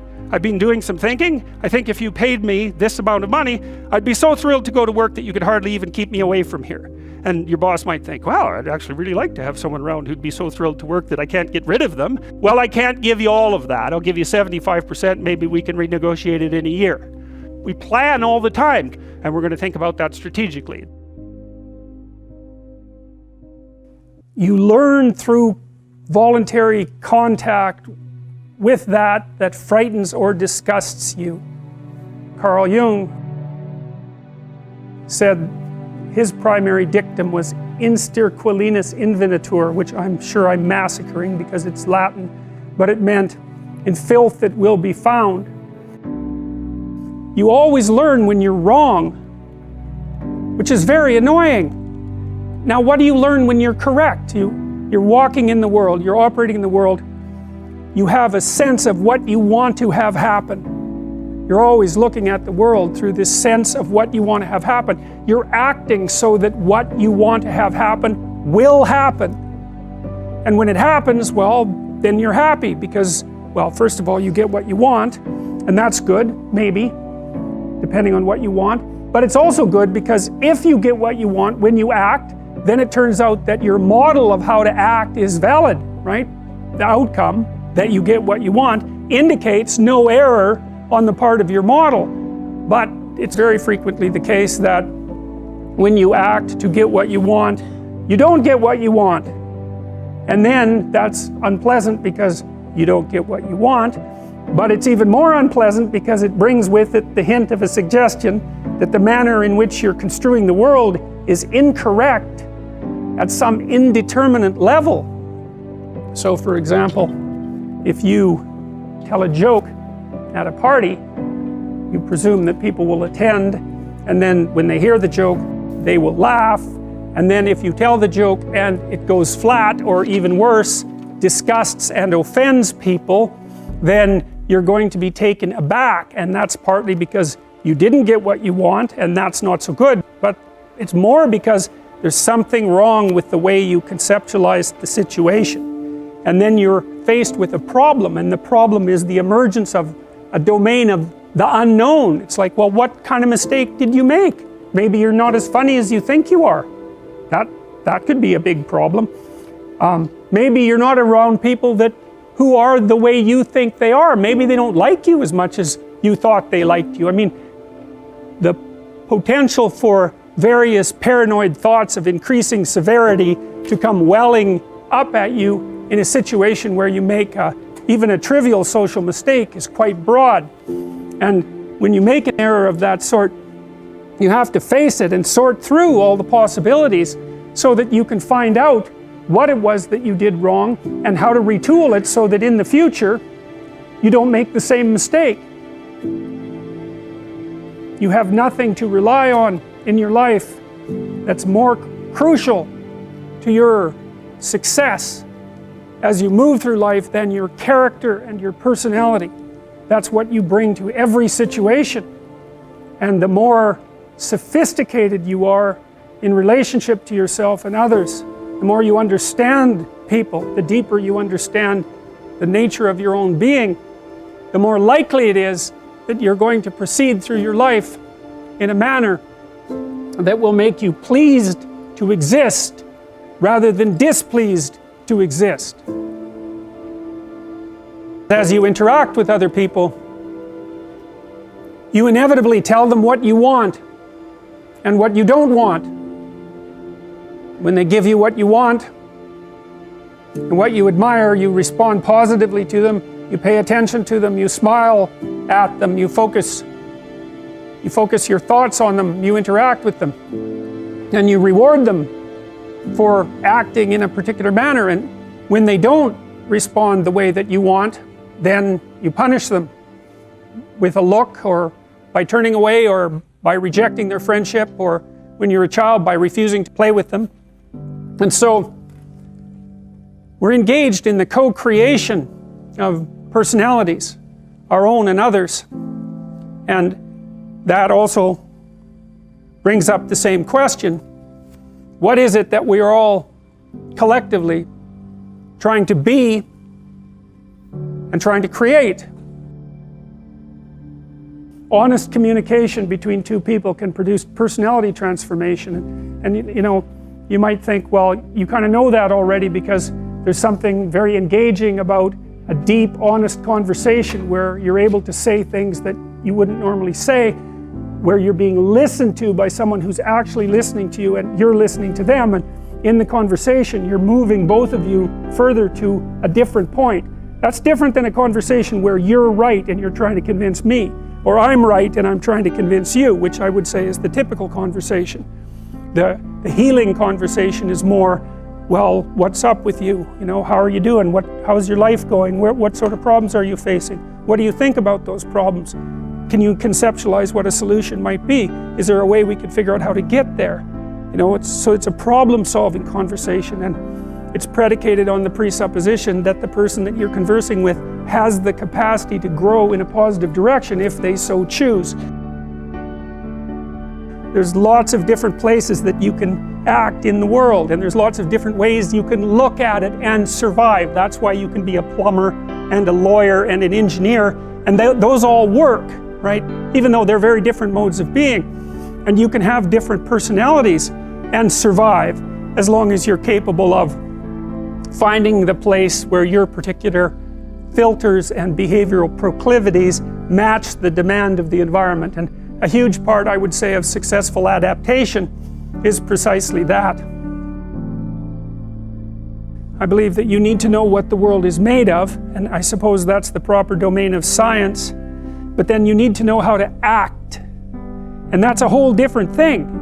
And you need to know how to act. That's the thing you need to know most of anything, because of course you're a living creature, and action in relationship to desired goals is everything to you. And you can think about that from a Darwinian perspective. You have to act, at least so that you can survive, at least so that you can find a partner. That's life. And so part of the question is, well, how does the world look if you think about it as a place to act? And the answer isn't a place of value-free objects. That's not what the world looks like. And you can't act in a world of value-free objects because there's no way of choosing between them. If everything has zero value, why would you choose one thing over another? You live in a world where things present themselves to you as of different value. You make yourself out of the information that you gather in the world. So you're an exploring creature. You explore specifically when the maps that you're using in the world are no longer orienting yourself properly, when they're producing errors. You go out, gather information, and assemble yourself from the information that you discovered. There's some relationship between your personality and the manner in which your brain functions. I've often found it useful when I'm trying to remember something to have a story to hang the facts on. Otherwise you're faced with the necessity of doing nothing but memorization, and it isn't obvious to me that memorization actually constitutes knowledge. What constitutes knowledge is the generation of a cognitive structure that enables you to conduct yourself more appropriately in life. And so I suppose you might say that you could argue that a course in psychology, especially in personality, is a course in applied wisdom as well. assuming that wisdom is in part your capacity to understand yourselves so that you don't present too much of an intolerable mystery to yourself, and also to understand others so that you can predict their behavior, understand their motivations, negotiate with them, listen to them, and formulate joint games with them so that you can integrate yourself reasonably well with another person and with a family and in society. You have to figure out ways of simplifying the world, right? Because you just can't do everything. And so people are specialized. They have specialized niches that they occupy. You could think about them as social niches. A niche is a place where your particular skills would serve to maintain you. And so if you're extroverted, you're going to look for a social niche because you like to be around people. And if you're introverted, you're going to spend much more time on your own. And so if you're an introverted person, for example, you're going to want a job where you're not selling and where you're not surrounded by groups of people who are making social demands on you all the time, because it'll wear you out. Whereas if you're extroverted, that's just exactly what you want. And so the extrovert sees the world as a place of social opportunity, and the introvert sees the world as a place to retreat from and spend time alone. And it turns out that both of those modes of being are valid. The issue, at least to some degree, is whether or not you're fortunate enough to match your temperament with the demands of the environment. What exactly is personality? Or what exactly is a trait? Think of a trait as an element of personality. And I think the best way to think about a trait is as a sub-personality. So you're made up of sub-personalities that are integrated into something vaguely resembling a unity, but the unity is diverse. Part of the reason it's useful to know what your traits are is because it can help you figure out how you should orient your life. Like, so for example, if you're high in extroversion, you know, you've got a proclivity towards sales, for example, and you're going to like occupations where you have a lot of opportunity for social interactions and social networking. You're not going to be happy if your job requires you to sit alone for extended periods of time and work in the absence of social interaction. So, and you want to be in a position that capitalizes on your traits, because it's really difficult to work contrary to your traits. Imagine that you're looking for a stable partner, right? So you might think, well, what do you want in a stable partner? And at least in principle, one of the things you don't want is too much mismatch between you and that person. So for example, if you're really extroverted and you have a really introverted partner, you're going to engage in continual conflict about how much social activity the two of you should subject yourself to. And it's very, very difficult for people who widely differ on those dimensions to come to consensus, because it's not just a matter of opinion, right? It's really a matter of different, if you're looking at extremes, of really different types of people. And the thing about introverts is they just don't enjoy large-scale social interaction that much. One-on-one they're often fine, but in a group they don't like that, and it tires them out. Whereas a real extrovert, it's like you isolate them and they just wither on the vine, because a huge part of what actually motivates them in a positive way is tangled up with social interaction. And so if you're an agreeable person and you have a particularly disagreeable partner, you're also going to run into problems, because the agreeable person will say whatever you want, whenever, and a disagreeable person will say, well, I'd like to know what the hell you want for a change, and be much more harsh and much more demanding in the situation. And the agreeable person is going to find the disagreeable person harsh and unpleasant, and the disagreeable person is going to find the agreeable person wishy-washy and unable to stand up for themselves. And again, that's actually one of the primary sources of tension between men and women, because women tend to be higher in agreeableness than men. Well, if you're conscientious, you're industrious and orderly. And orderly people seem to be sensitive to disgust. Industrious people find it unpleasant and unsettling to not be doing something. The industrious people can't stand sitting around doing nothing. In a community where everyone knows everyone, the people who work hard are going to be pretty irritated on a fairly chronic basis with the people who are completely unproductive. And my suspicions are that plenty of people who were completely unproductive in the history of the evolution of our species were wiped out by people who were unhappy with their lack of productivity. And so I think, generally speaking, human beings have this sense of ethical obligation with regards to one another to share labor. And people who are conscientious really, really feel that. So they feel bad if they're not busily working on something that's productive all the time. And so the advantage to being with someone conscientious is, well, they're going to work like mad, but the disadvantage is they're going to work like mad. So, you know, if you're looking for a partner that you want to relax with or have fun with, or who isn't uptight, then a conscientious person is probably not a very good choice. On the other hand, if you're a conscientious person and you're living with someone who's really unconscientious, that's good because they might be able to help you relax, but you're not going to be happy with them because they don't work nearly as hard as you do. So if you're a really orderly person and you live with a disorderly person, well, good luck getting along with them. They're going to regard you as like uptight and over concerned with details and unwilling to relax, that's for sure. And they're going to regard you as, well, just a bloody mess. And how can anyone possibly live with someone like you? So another reason why it's useful to understand your personality is because I think it gives you a better crack at finding someone that you can actually live with over the long run. And I don't think you want to live with someone who's exactly like you, because then both of you have the same strengths and weaknesses. And there's a bit of a problem there, right? Because maybe an agreeable person can use a bit of a disagreeable person around them to balance each other out, and vice versa, right? So we don't understand the optimal balance for long-term thriving in a relationship, but I think we do understand the fact that if you're too different in your traits, that where you're different is going to constitute a chronic source of conflict.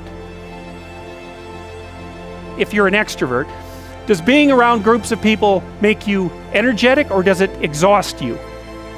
And if you're the sort of person that, you know, will go to a party and interact with 20 people, and then you have to go home and be by yourself for like 2 weeks, then you're introverted.